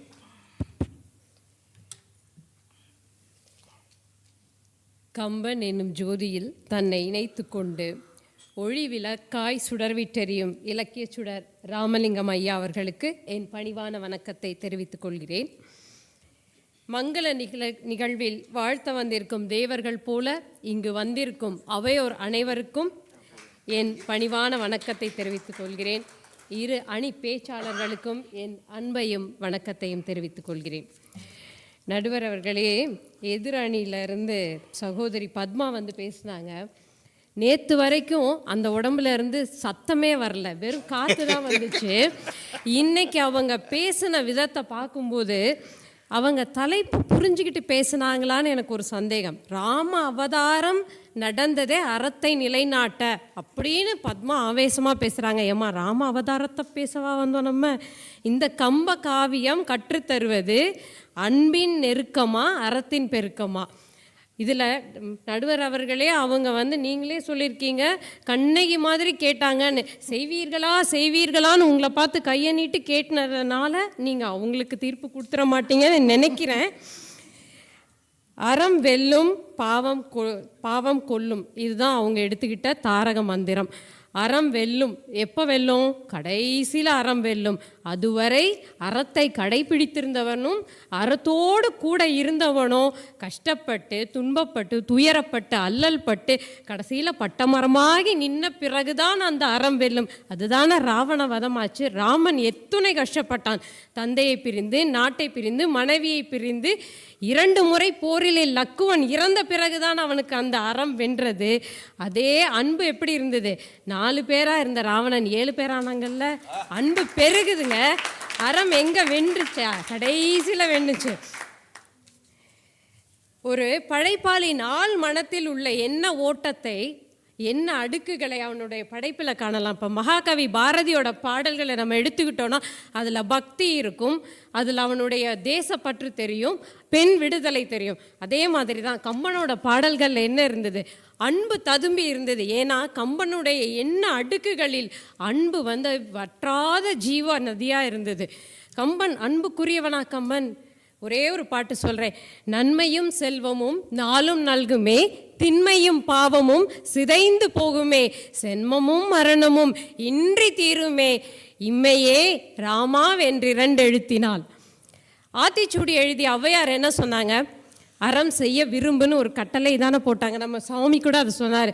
ஐயோ, என் பேச்சா சுவாமி பேசுகிறாரே நான் யோசிச்சுட்டு இருந்தேன். ஆனால் கம்பன் எந்த கட்டளையும் போடலை. ராமா என்ற 2 எழுத்தை உன்னால் எழுத முடிஞ்சா எழுது, சொல்ல முடிஞ்சா சொல்லு, எதுவுமே முடியலையா படிக்க முடிஞ்சா படி, இல்லை மனசில் நினைக்க முடிஞ்சா நினை, இல்லை கண்ணால் பார்க்க முடியுதா பாரு. ஆனால் இந்த ராமா என்ற 2 எழுத்தை நீ பற்றி கொண்டேனாக்க இந்த உலக வாழ்விலிருந்து நீ ஓய்வு பெற முடியும்னு ஒரு தாயுள்ளத்தோட கம்பன் சொன்னானா, அப்போ அவன் மனதுக்குள் எவ்வளவு அன்பு இருந்திருக்கும். அந்த அன்பை தான் அவன் காவியத்தில் கொட்டி கொட்டி காமிச்சிருக்கான். அன்பின் மொத்த உருவமானவன் ராமன், அறத்தின் நாயகன் ராமன். இதில் யாருக்காவது சந்தேகம் இருக்கா? எல்லாருக்கும் தெரியும். ஆனால் கம்பன் கழகம் தொடங்கின காலத்திலேருந்து 50 வருஷம் ஆக போகுது. சென்னை கம்பன் கழகம் தொடங்கி இன்ன வரைக்கும் ராமன் அறத்தின் நாயகனா அன்பின் நாயகனா? ராமனிடம் மிஞ்சி இருப்பது அறக்கருணையா மரக்கருணையா? இப்படி ஒரு விவாதம் வருடந்தோறும் நடக்குது. அப்படின்னாக்க அப்போ ராமன் எங்கேயோ அறத்தில் தவறி இருக்கான் அப்படிங்கிற ஒரு சந்தேகம் எல்லாருக்கும் இருக்குல்ல. அதனால தானே அப்படி ஒரு தலைப்பை வைக்கிறாங்க. அப்படி ராமன் மேலே சந்தேகப்படுறதுக்கான ஒரு காட்சி என்னன்னா, அது வாலி வதைப்படலம் தான். கிஷ்கிந்தையில் ராமனை பற்றி, தசரதனை பற்றி, அயோத்தியை பற்றி தெரிஞ்ச ஒரே ஒரு ஆள் யாருன்னா வாலி. அவனுக்கு மட்டும்தான் ராமனை பற்றி தெரியும், ஆனால் ராமனுக்கு வாலியை பற்றி தெரியாது. அப்படிப்பட்ட வாலி ஒரு நாள் அவன் எப்பேற்பட்டவன் தெரியுமா? பெரிய பலசாலி. ராவணன் எப்பேற்பட்ட பலசாலி? அந்த ராவணனை தன்னோட வாலில் கட்டி கிளுகிழுப்ப மாதிரி தன்னோட பையனுக்கு விளையாட கொடுத்தானா. அப்பேற்பட்ட பலசாலியான வாலியை ராமன் மறைந்திருந்து அம்பு எய்தி கொன்றான். இப்போ எங்கே போனான் ராமன்? கிஷ்கிந்தையில் நேராக போய் சுக்ரீவன்ட்ட அடைக்கலமானான். சுக்ரீவனுக்கு ராமனை தெரியாது. ஏன் அனுமனுக்கே ராமனை தெரியாது. அப்படிப்பட்ட சுக்ரீவன் ராமனை பல பரீட்சை செய்தானா. அவனுக்கும் பல பரீட்சையில் அவன் பாஸ் ஆகி அதுக்கப்புறம் போர் செய்து வாலியை மறைந்திருந்து கொண்டான். வாலிக்கு நம்ப முடியல. அவன் மேலே அம்பு எய்தினோன்னே, யார் நம்ம மேலே அம்பு எய்திருப்பான்? அந்த உலகத்தையே நம்ம ஒரு படையின் கீழ் வச்சிருக்கிறோமே, நம்ம மேலே யார் அம்பு எய்திருப்பான்னு அந்த அம்பை எடுத்து பார்க்கும்போது யோசிக்கிறான். தேவரோ அயலார் யாவரோ அப்படின்னு வாலி யோசிச்சு அம்பை எடுத்து பார்க்கும்போது ராமன் பேரை பார்த்தோன்னா அவனுக்கு ஒரே அதிர்ச்சியாக இருக்குது. ராமனா, இவனா என்னை கொன்றான் அப்படின்னு அதிர்ச்சியில் அவன் பார்க்கும்போது ராமன் நேரில் நிற்கிறான். ராமன்கிட்ட கேட்குறான், இல்லறம் துறந்ததுனால் வில்லறம் துறந்தாயா ராமா? நீ என் மேலே இப்படி அம்பு எதிர்க்கிய மனு எழுதிய தர்மசாஸ்திர நூல்களை வச்சிருக்கிற குலத்தில் பிறந்த நீ உன் குலத்துக்கு இப்படி ஒரு இழிவை தந்திருக்கிறியே, என் முன்னாடி வந்து நிற்கிறிய, உனக்கு வெக்கமா இல்லையா ராமா என்று வாலி கேட்கிறான். அதற்கு ராமன் சொல்கிறான், நீ உன் தம்பியோட மனைவியை தூக்கிட்டு போனியடா, அறம் இல்லாமல் நடந்தியே, அதுக்காக தான் உன் மேலே அம்பெய்தி கொன்னேன்னு ராமன் சொன்னதை ஒத்துக்கொண்டதாக வால்மீகி சொல்கிறான், கம்பன் சொல்லலை. இப்போ கம்பன் என்ன சொல்கிறான்னா, லக்குவனை வச்சு பேச வைக்கிறான் கம்பன். டேய், எங்கள் அண்ணன் அறத்தின் நாயகன்டா, ஒரு அறத்தின் நாயகனான எங்கள் அண்ணன் கிட்ட உன் தம்பி சுக்ரீவன் வந்து சரணாகதி அடைகிறான். என்னை காப்பாற்று, என் நாட்டை காப்பாற்றி கொடு, என் மனைவியை மீட்டு கொடுன்னு கேட்கும்போது செஞ்சு தரேன்னு சொல்லிட்டான்டா எங்கள் அண்ணன். ஒரு சொல் வீரன்டா எங்கள் அண்ணன்.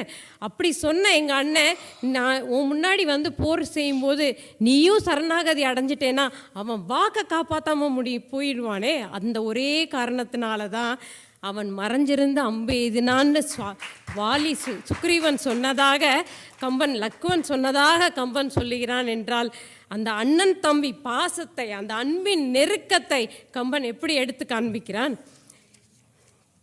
அந்த நேரத்துலையும் இன்னும் இதோட விடலை. வாலி என்ன சொல்கிறான், என் மேலே அம்பு எஞ்சிட்ட, நான் செஞ்சதெல்லாம் தப்புன்னு நான் உணர்றேன், எனக்கு 2 வரம் கொடு அப்படின்னு கேட்குறான்.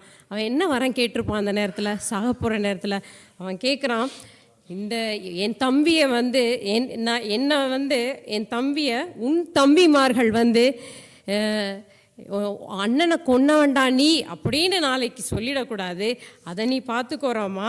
அதே மாதிரி என் தம்பி ஒரு குரங்கு பையன், அவன் குரங்கு புத்தியால் ஏதாவது தப்பு செஞ்சிட்டான் அப்படின்னாக்கா அவன் மேலே கோவப்பட்டு என் மேலே போட்ட அம்பை அவன் மேலே போட்டாத ராமா அப்படின்னு தன் தம்பிக்காக தான் சாக போகும் நேரத்தில் வாலி ராமனிடம் வரம் கேட்டான் என்று சொன்னால், இந்த அன்பின் நெருக்கத்தை வேறு எந்த கவிஞனால் எடுத்து சொல்ல முடியும்? இது தானே நமக்கு கம்ப காவியம் கற்றுத்தருது.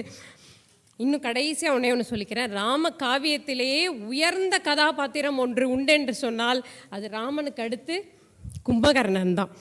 அப்பேற்பட்ட கும்பகர்ணன் வந்து ஒரு நாள் அவன் 6 மாதம் சாப்பிடுவான், 6 மாதம் தூங்குவான்.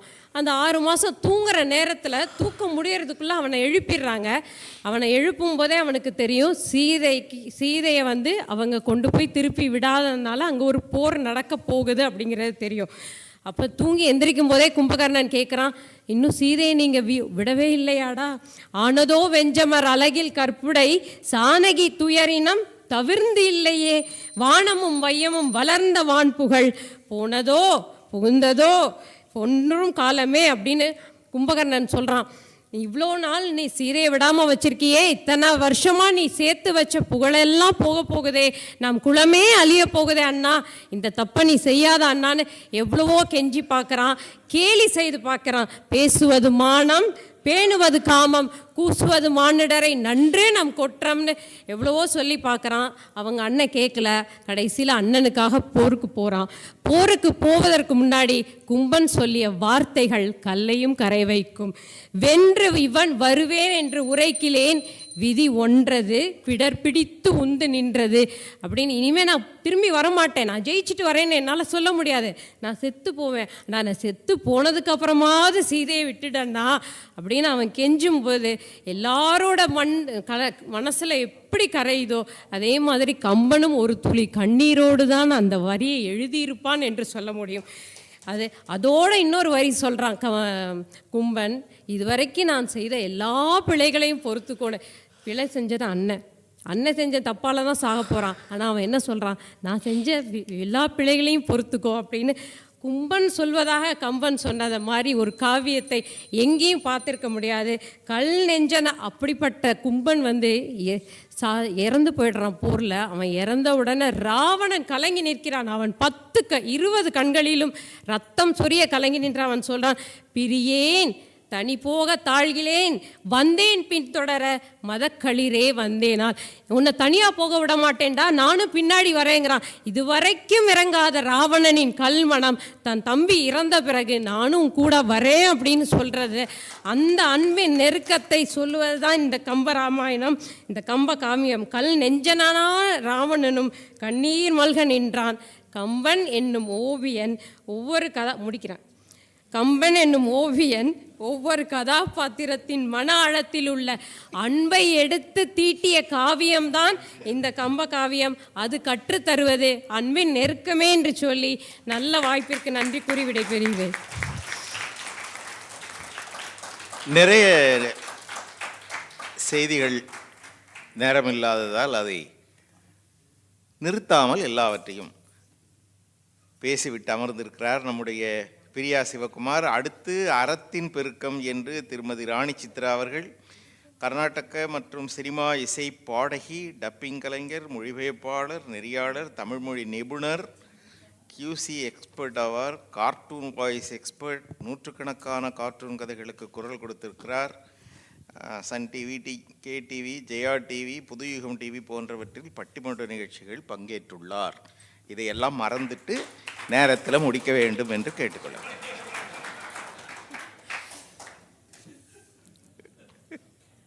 ஆதி நாளிலே பிறந்த மொழி, தென்பொதிகை தென்றலிலே தவழ்ந்த மொழி, கம்பனது கவியை அலங்கரித்த மொழி, பாரதியின் வாக்கினிலே கர்ஜித்த மொழி, நம் செம்மொழியாம் தமிழ் மொழிக்கு எனது பணிவான வணக்கங்கள்.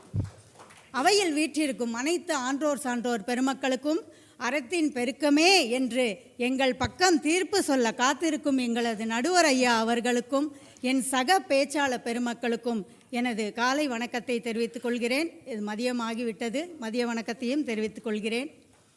அதாவது பிரியா சிவகுமார் நாங்கள் எங்கள் குழுவில் 3 பேர் தான் இருக்கோம்னு நினச்சோம். இப்போ 4ஆவதாக அவங்க சேர்ந்துட்டாங்கன்றது எங்களுக்கு ரொம்ப மகிழ்ச்சியாக இருக்கிறது. வாலியும் கும்பகர்ணனையும் பற்றி சொன்னாங்க. அவர்கள் இருவருமே அறத்தை பற்றி தான் பேசுகிறார்கள் என்று தெரியாமலேயே அன்பு அன்புன்னு சொல்லிட்டு இருக்காங்க. அறம் வெல்லும் பாவம் தோற்கும் என்பது கம்பராமாயணத்தின் பாவிகமாகும். அதை அவங்க சொல்கிறாங்க.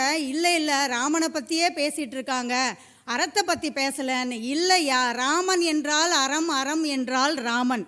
இந்த பாவிகத்தினை கம்பர் தேவைப்படும் இடங்களில் எல்லாம் கதாபாத்திரங்கள் மூலமாகவும் ஆசிரியர் கூற்றின் வாயிலாகவும் அறத்தை நிலைநாட்டி கூறியிருக்கிறார். உலகில் அறம்தான் வெல்லும், அறம்தான் வெல்ல வேண்டும் என்ற இந்த பாவிகத்தினை கம்பராமாயணத்தின் மூலமாக உலகுக்கு கற்பிக்கிறார் கம்பர். எப்பொழுதெல்லாம் அதர்மம் தலை தூக்கி தர்மம் நசுக்கப்படுகிறதோ அறத்தை நிலைநாட்ட பரம்பொருள் அவதரிப்பதாக கம்பர் கூறியிருக்கிறார். ஐயா, நிறைய பாசத்தை பற்றி இவங்க பேசினாங்க, அன்பை பற்றியெல்லாம் பேசினாங்க. உண்மையான அன்பு என்பது அறத்தின் வழியில் நிற்பது. அது அறத்திற்கு துணை போகாமல் இருக்குமானால் அந்த அன்பு உண்மையான அன்பே அல்ல. அதற்கு என்னன்னா, ராமன் என்பவன் அவதரித்ததாக சொல்வது அறமே அவதரித்ததாக சொல்கிறார் கம்பர். ராமன் என்றால் அறம்தானே. அதாவது ராமன் என்பவன் ஒரு காந்தத்தை போன்றவன். காந்தம் என்பது எந்த வடிவத்தில் அந்த ஒரு இரும்பு இருந்ததுனாலும் அதை தன் பக்கம் இழுத்துக்கும். பொடியாக இருந்தாலும் இழுத்துக்கும், ஒரு தகடாக இருந்தாலும் அது இழுத்துக்கும். ஆகவே அறமாகிய அந்த காந்தம், ராமனாகிய அந்த காந்தம் யாரெல்லாம் அறவழியில் நிற்கிறார்களோ அவர்களை எல்லாம் தன் பக்கம் இழுத்து கொள்ளக்கூடிய அந்த வலிமை உண்டு. அது அறத்துக்குத்தான் உண்டு, அன்புக்கு இல்லை. எங்கு அறம் இருக்கிறதோ அங்கு அன்பு தானாகவே வரும், ஆட்டோமேட்டிக்காக வரும். அதாவது ராமாயணத்தை கம்பரை தவிர யார் படைத்திருந்தாலும் இப்படி ஒரு காப்பியத்திறன் கிடைத்திருக்குமா என்பதை யோசிக்கவே முடியாதுங்க. அந்த மாதிரி ராவணன் வலிமையால் வென்று விடலாம் என்று நினைத்தான். ஆனால் ராமன் அறத்தால் வென்றான். அதுதான் ஐயா முக்கியம். ராமன் அறத்தால் வென்றான். அதாவது அவ்வளவு வலிமை இருக்கிறது அறத்துக்கு. கம்பராமாயணத்தில் ஒரு இடத்துலையும் அறத்தை அவ்வளோ அழகாக சொல்கிறாரு. ஐயா ரொம்ப அழகாக சொன்னாங்க. சூரியனை பற்றியும் இரவு எப்படி இருந்தது அப்படிங்கிறத கம்பர் சொன்னாருன்னு. அதே வழியில் நான் ஒன்று சொல்ல போகிறேன். சரையு நதி வெள்ளத்தை ஜென்ரலாக என்ன சொல்லுவோம், வெள்ளம் பாயுது அப்படின்னு தானே சொல்லுவோம். கம்பர் எவ்வளோ அழகாக சொல்லியிருக்கார் பாருங்கள். மானம் நேர்ந்து அறம் நோக்கி மனுநெறி போன தன்குடை வேந்தன் புகழென. அதாவது அறத்தை தழுவி ஆட்சி செய்யக்கூடிய அந்த வேந்தனுக்கு எவ்வளவு ஒரு புகழ் இருக்கும். அந்த மாதிரி அந்த சரையு நதி வெள்ளப்பெருக்கு இருந்துதான். என்ன ஒரு அழகான கற்பனை பாருங்க. அதாவது தானம் கொடுக்கக்கூடிய வேதியர்களுக்கு தானம் கொடுக்குறோம் இல்லையா, அவ்வளவு ஞானம் செறிந்த வேதியர்கள் தானம் கொடுக்குற மாதிரி அந்த வெள்ளம் ஓடிச்சான். அப்படின்னா அறத்தை எவ்வளவு அழகாக கம்பர் சொல்லியிருக்கிறார் பாருங்கள். அடுத்தது நம்ம கதாபாத்திரத்தின் மூலமாக கம்பர் எப்படி அறத்தை சொல்ல போகிறார் என்பதை பார்க்கலாம்.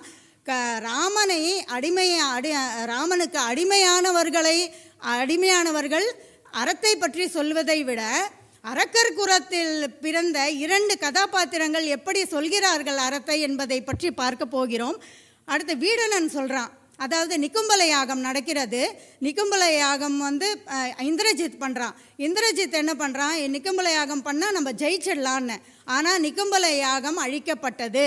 அந்த கோபத்தில் வீடணன் வீடனை கண்டா பெண்ணான்னு திட்டுறான். நீ என்ன சித்தப்பா இந்த மாதிரி பண்ணிட்ட, நீ என்ன அறவழியில் நிற்கிறியா இல்லைனாக்கா எங்கள் பக்கம் நிற்கிறியா, நீ எதிரணியை சேர்ந்தவனா, உனக்கு பாவம் வரும் அப்படின்னு சொல்லிட்டு வீடணனை கண்ணா பின்னான்னு திட்டுறான் இந்திரஜித். அதுக்கு வீடணன் என்ன சொல்கிறான் அப்படின்னாக்கா, உண்மையிலேயே அறத்தினை பாவம் வெல்லும் என்று ஆன்றோர் கூறியிருக்கிறார்கள். அந்த கருத்தினை நான் தெளிவுபடுத்தி கொண்டு தேவனுக்கும் தேவனான அந்த ராமனை நான் சரணடைந்தேன். அப்போ எனக்கு புண்ணியம்தான் வருமே தவிர பாவம் வராது. நான் அறத்தின் பக்கம் நிற்கிறேன், எனக்கு பாவம் வராது. அப்படி வந்துட்டு போகுது போடா அப்படிங்கிறான். ஏன்னா இந்திரஜித் அவனுக்கு மகன் போன்றவன். ஆனால் அவன் அறத்தின் பக்கம் நிற்கவில்லை. நான் ராமனான அறத்தின் பக்கம் நிற்கிறேன். ஆனால் எனக்கு பாவம் வந்துட்டு போட்டுண்டா, நீ அதை பற்றி கவலைப்படாத, எனக்கு அறம்தான் முக்கியம் என்றான். ஒரு அரக்கர் குலத்தில் பிறந்த வீடணன் அறத்தை பற்றி பேசுகிறான் என்றான். கம்பன் எவ்வளவு அறத்திற்கு முக்கியத்துவம் கொடுத்திருக்கிறான் என்பது இந்த இடத்தில் தெரிகிறது. பிரியா அம்மா சொன்னாங்க, கும்பகர்ணனை பற்றி சொன்னாங்க. அதுவும் எங்களுக்கு வேலிட் பாயிண்ட்டு தான். ஏன்னா ஏன் நீ சீதா பிராட்டியை கவர்ந்து கொண்டு போனேன்னு சொல்கிறான் அப்படின்னா, அங்கே தானே ஐயா அறம் ஜெயிக்குது. அறத்துடன் இருந்திருந்தால் அவன் சீதா பிராட்டியை ஏன் கவர்ந்து கொண்டு போகிறான்? இப்பொழுது என்னன்னா கும்பகர்ணன் பேசுகிற மாதிரி நம்ம பார்க்குறோம். வீடணன் என்ன பண்ணுறான், கும்பகர்ணனை பார்க்க போகிறான். கும்பகர்ணனை பார்க்க போகும்போது படைகள் அவ்வளவு யானைப்படை சேனைப்படை எல்லாம் தாண்டி கும்பகர்ணனை பார்க்க போகிறான்.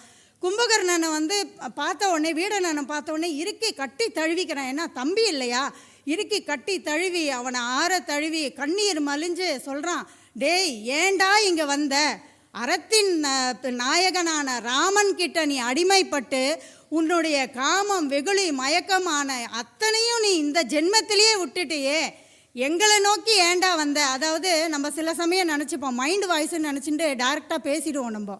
அந்த மாதிரி அவனுக்கு தெரியல எதுக்காக வந்தான் கும்பகர்ணன். இவனை கூட்டிகிட்டு போகிறதுக்கு வந்திருக்கான்.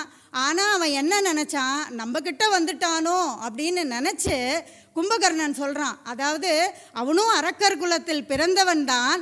ஆனால் அவன் எவ்வளவு அறத்தை நேசித்திருந்தால் அவன் சொல்கிறான் பாருங்க, இவ்வளவு கஷ்டப்பட்டு இது பண்ணி நீ ஏண்டா இங்கே வந்த, அறத்தின் நாயகனான ராமனுக்கே நீ அடிமையாகப்பட்டு காமம் வெகுளி மயக்கத்தெல்லாம் முழுசாக தீர்த்துட்டு இந்த ஜென்மத்திலேயே தீர்த்துட்டு பிற தீய குணங்களையும் எரிச்சிட்டு ராமன்கிட்டே இருக்க வேண்டியதானடா, இங்கே ஏண்டா வந்த அப்படின்னு சொல்லி கேட்குறான். எவ்வளவு அற்புதமான கருத்து பாருங்க. அறத்தை நிலைநாட்ட இதைவிட ஒரு அறக்கருத்து இருக்க முடியுமா? அதாவது நாம் ராமருடைய பக்தராக இருந்த அறத்தை பற்றி நிறையா பேசலாம். ஆனால் எதிரணியில் இருக்கக்கூடியதாக அரக்கர் குலத்தை சேர்ந்த 2 கதாபாத்திரங்கள் வாயிலாக அவர் அறத்தை எவ்வளவு அழகாக கூறியிருக்கிறார் பாருங்கள். அங்குதான் அறம் ஜெயிக்கிறது என்று சொல்கிறேன். அடுத்தது அதை எப்படி சொல்கிறார் பாருங்க. அறம் என நின்ற நம்பருக்கு அடிமை பெற்று அவன்தனாலே மரம் என நின்ற 3 மருங்கு அறமாற்றி மற்றும் திறம் என நின்ற தீமை இம்மையே தேர்ந்த செல்வா அப்படிங்கிறான். பிறன்மனை நோக்குவேமை உறவு என பெருதி போலாம். பிறன்மனை நோக்கிற எங்களை பார்த்து எங்களை நோக்கி நீ ஏண்டா வர, அங்கேயே இரு, உனக்கு அதுதான் சிறந்த இடம் என்று சொல்கிறான். ஐயா இவங்க வாலியை பற்றி சொன்னாங்க. லக்ஷ்மணன் வாலிக்கு அறத்தை தான் சொல்லி கொடுத்துருக்கான். அந்த மாதிரி கும்பகர்ணனும் ராவணனுக்கு அறத்தை தான் சொல்லி கொடுத்துருக்கிறார். எங்களுக்கு வலு சேர்த்த பிரியா அவர்களுக்கு நன்றி சொல்லிக் கொள்கிறேன். அடுத்தது ராமன் சுக்ரீவன் கிட்ட அறநெறியை பற்றி சொல்லித்தரான். ஐயா ரொம்ப அழகாக சொன்னாங்க. என்ன மாதிரியான அறமெல்லாம் எப்படியெல்லாம் நீதியோடு நடந்துக்கணும், எப்படியெல்லாம் மக்களை காப்பாற்றணும்னு எல்லாத்தையும் சொல்கிறான். அறநெறியோடு நடந்து கொள். அப்படி நீ அறநெறியோடு நடந்து கொள்ளவில்லை என்றால் இதை தான் நடுவரையா நீங்கள் கவனிக்கணும். கொட்டாய் அப்புறம் விடுங்க, பாவம் உங்களுக்கு தூக்கம் வருது, ரொம்ப புரிஞ்சுக்கிறேன். இந்த இடத்த தான் கவனிக்கணும். அறநெறியோடு நடந்து கொள்ளவில்லை என்றால் பிரம்மனுக்கு கூட அழிவு உண்டு அப்படின்னு சொல்கிறாரையா ராமர். இப்படி என்றால் எவ்வளவு அறநெறியை ஒரு வலியுறுத்தி கூறியிருக்கிறார். அந்த வார்த்தை எவ்வளோ அழகாக இருக்குது பாருங்கள். புறத்தினி உரைப்பதே என்னே பூவின் மேல் புனிதர்க்கேனும் அறத்தின்று இறுதி வாழ்நாட்கு இறுதி அகுது உறுதி என்ப அப்படின்னு சொல்கிறாரு. பிரம்மனுக்கு கூட அழிவு உண்டு.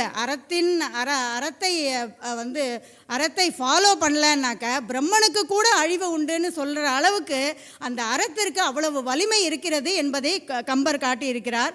அதனால தான் அறநெறியை மறையாக கடைபிடித்து வாழ்ந்ததால் தான் ராமனை பற்றிய அடைமொழியை கம்பர் கூறியிருக்கிறார்.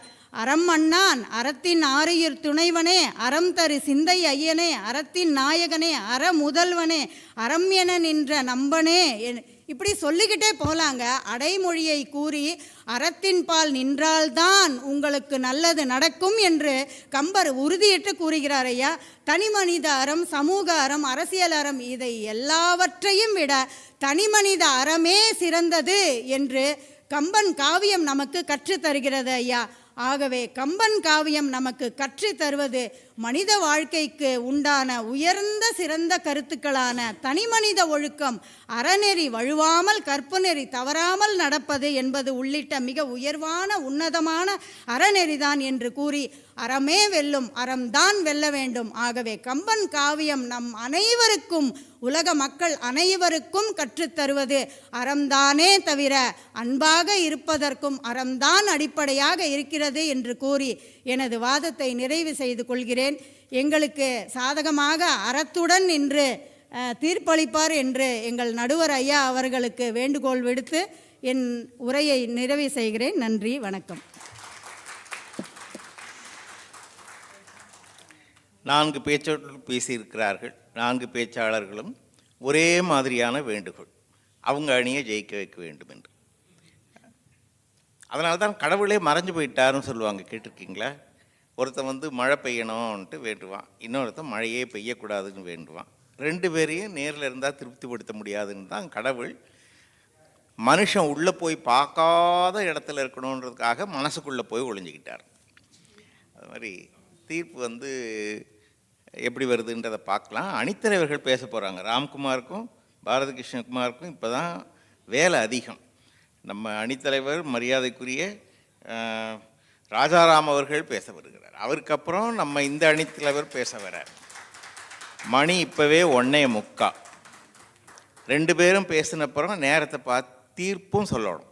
இல்லைன்னா எங்கள் நீதிமன்றத்தில் பண்ணுற மாதிரி தீர்ப்பை ஒத்தி வைக்கலாம். அது நேரத்தை பார்த்து முடிவு செய்யலாம்னு சொல்லி அதுவும் நல்லதாக இருக்க ஐடியா, பார்க்கலாம். வருமான வரித்துறையில் பணிபுரியக்கூடிய ஐயா ராஜாராம் அவர்கள், அன்பின் பெருக்க அணித்தலைவர். அஞ்சிலே ஒன்று பெற்றான் அஞ்சிலே ஒன்றைத் தாவி, அஞ்சிலே ஒன்று ஆறாக ஆரியூர்க்காக ஏகி, அஞ்சிலே ஒன்று பெற்ற அலங்கை கண்டயலாரூரில் அஞ்சிலே ஒன்றை வைத்தான் அவன் நம்மை அழித்து காப்பான். அனைவருக்கும் வணக்கம். 7 நிமிஷம் கொடுத்தா 15 நிமிஷம் பேசறதுக்கு அனுமதி அளித்த ராம்குமாருடைய அன்பான நெஞ்சத்திற்கு 9 நிமிடம் கொடுத்தா 20 நிமிஷம் கொடுக்கணும்னு அன்போடு கேட்டுக்கிறேன்.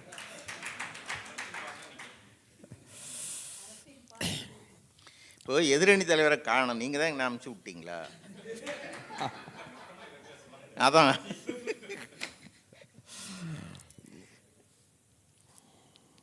எனக்கு முன்னால் பேசிய எதிரணி சகோதரிகளுக்கு நன்றி.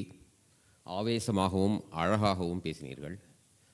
ஆனால் தலைப்பை ஒட்டி பேசியிருக்கலாமோன்னு தோணுது. தலைப்பை பார்க்காம நாங்கள்லாம் என்னமோ அறத்துக்கு எதிரி மாதிரியும், நீங்கள் தான் அறத்தை காக்க வந்திருப்பீங்கன்ற மாதிரி தான் பேசியிருந்தீங்க. தலைப்பு இப்படி பாருங்களேன், கம்ப ராமாயணம் கற்றுத்தருவது, இதுதான் முக்கியம். ராமாயணம் கற்றுத்தருவதெல்லாம் கிடையாது, கம்பராமாயணம் கற்றுத்தருவது அப்படின்னு தான் இருக்குது. கம்பன் இந்த இதை ஆரம்பிக்கும் பொழுது ஐயா பாரதி கிருஷ்ணகுமார் சொன்னார், டிரான்ஸ்கிரியேட் பண்ணார் அப்படின்ட்டு. இல்லை, தேவபாடையில் செய்தவர் மூவர், அதில் முந்திய மூவருள் முன்னொருள் அவர் நாவினார், இதை நான் தமிழ் பாவினால் பாவினேன்றார். ஏற்கனவே என்கிட்ட ஒரு பேஸ் இருந்தது, கம்பர்கிட்ட ஒரு பேஸ் வந்துடுது. அந்த பேஸ் வந்து வால்மீகியோடைய ராமாயணம். அந்த வால்மீகி ராமாயணத்துடைய அடிப்படை கருத்தையும் கதையையும் அப்படியே கொண்டு வரணும். ஆனால் அதில் நம்ம வந்து என்ன செய்யலாம், இதுதான் கம்பருடைய ஒரு கவிஞருடைய முயற்சியாகவே ஆரம்பிக்க முடியும். என் கையில் இருக்கிற ஒரு பேஸை நான் எப்படி வந்து அழகுபடுத்த முடியும், இப்படி தான் கம்பர் ஆரம்பிச்சிருப்பார். அந்த முதல் கதையை, மூலக்கதையை அவர் கம்பர் படிக்கிறார். படிக்கும்பொழுது அவர் என்னென்னலாம் அவர் பார்த்துருப்பாருன்னு பாருங்கள்.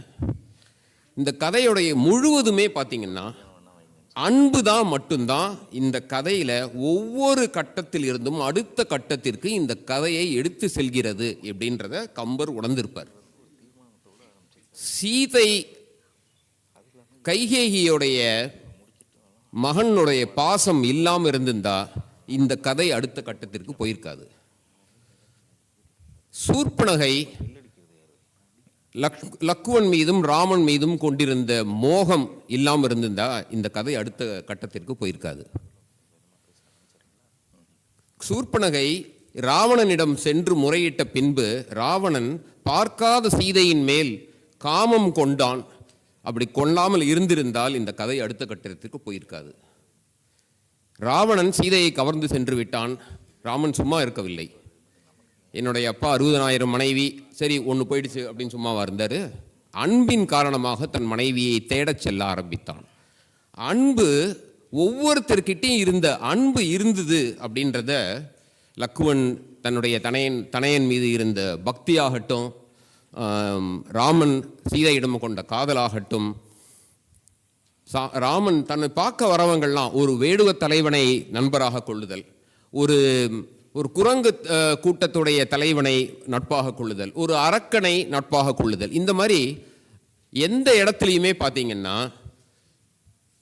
கம்பர் வந்து மூலக்கதையில் எல்லா இடத்துலையுமே வந்து அன்பு என்கிற ஒரு சரடு தான் இந்த மூலக்கதையை முழுவதாக ஒரு மாலையாக வைத்திருக்கிறது என்பதை கம்பர் உணர்ந்திருக்கிறார். இந்த மூலக்கதையை எடுத்து வச்ச கம்பர் வந்து அப்படியே எழுதாமல் டிரான்ஸ்கிரியேட் பண்ணார்னு சொல்கிறோம். எந்தெந்த இடத்துலலாம் வந்து கம்பர் வந்து கம்ப ராமாயணத்தில் கற்றுத்தருவதுன்னு தானே இருக்குது. எந்தெந்த இடத்துலலாம் கம்பன் வந்து இன்னும் உயர்த்தி சொல்கிறான்னு பார்க்கலாம். இந்த அறம் அன்பு 2 இடத்துலையுமே வந்து வால்மீகி சொல்லாத அறத்தை கம்பன் சொல்லவே இல்லை. ஓரிரு இடங்களை தவிர, ராவணன் வந்து சீதையை எப்படி தூக்கி கொண்டு போனான்ற இடம், அந்த மாதிரி ஓரிரு இடங்களை தவிர வால்மீகி சொல்லாத அறத்தை கம்பன் சொல்லவே இல்லை. வால்மீகியினுடைய பாத்திரங்களில் அறம் இருந்ததுன்னா, ராமனுடைய அறம் பற்றிலாம் பேசுகிறோன்னா அது வால்மீகி பாத்திரத்தில் அறம் இருந்தது, அதையே கம்பனும் எடுத்துக்கொண்டான். கம்பன் தனியாக அறத்தை எடுத்துக்கொள்ளவே இல்லை எங்கேயுமே, ஓரிரு பாத்திரங்களையும் ஓரிரு காட்சிகளையும் தவிர.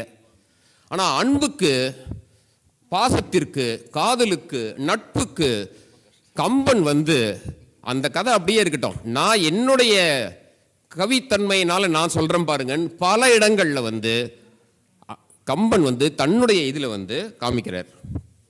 நான் வந்து ஒரு 2-3 காட்சிகளை மட்டும் இந்த இடத்துல சொல்ல விரும்புகிறேன். தயரதனுடைய பாசத்தை பற்றி பார்ப்போம். ராமன் மீது இருக்கிற அதீத பாசம். ராமன் பிரிந்தான், காட்டுக்கு போகிறான்னொன்னே இறந்து போனார்னா பார்த்துக்கோங்களேன், அது எவ்வளோ பாசம் இருந்திருக்க முடியும் அப்படின்னு. தாடகையை கொல்லணும் அப்படின்னு சொல்லிட்டு விஸ்வாமித்திரர் வந்து கேட்குறாரு தசரதர்கிட்ட வந்து, சிறுவர்கள் 4 சிறுவர்னே சொல்கிறாரு, சிறுவர்கள் 4 கரிய செம்மல் ஒருவனை தந்திடு அப்படின்னு.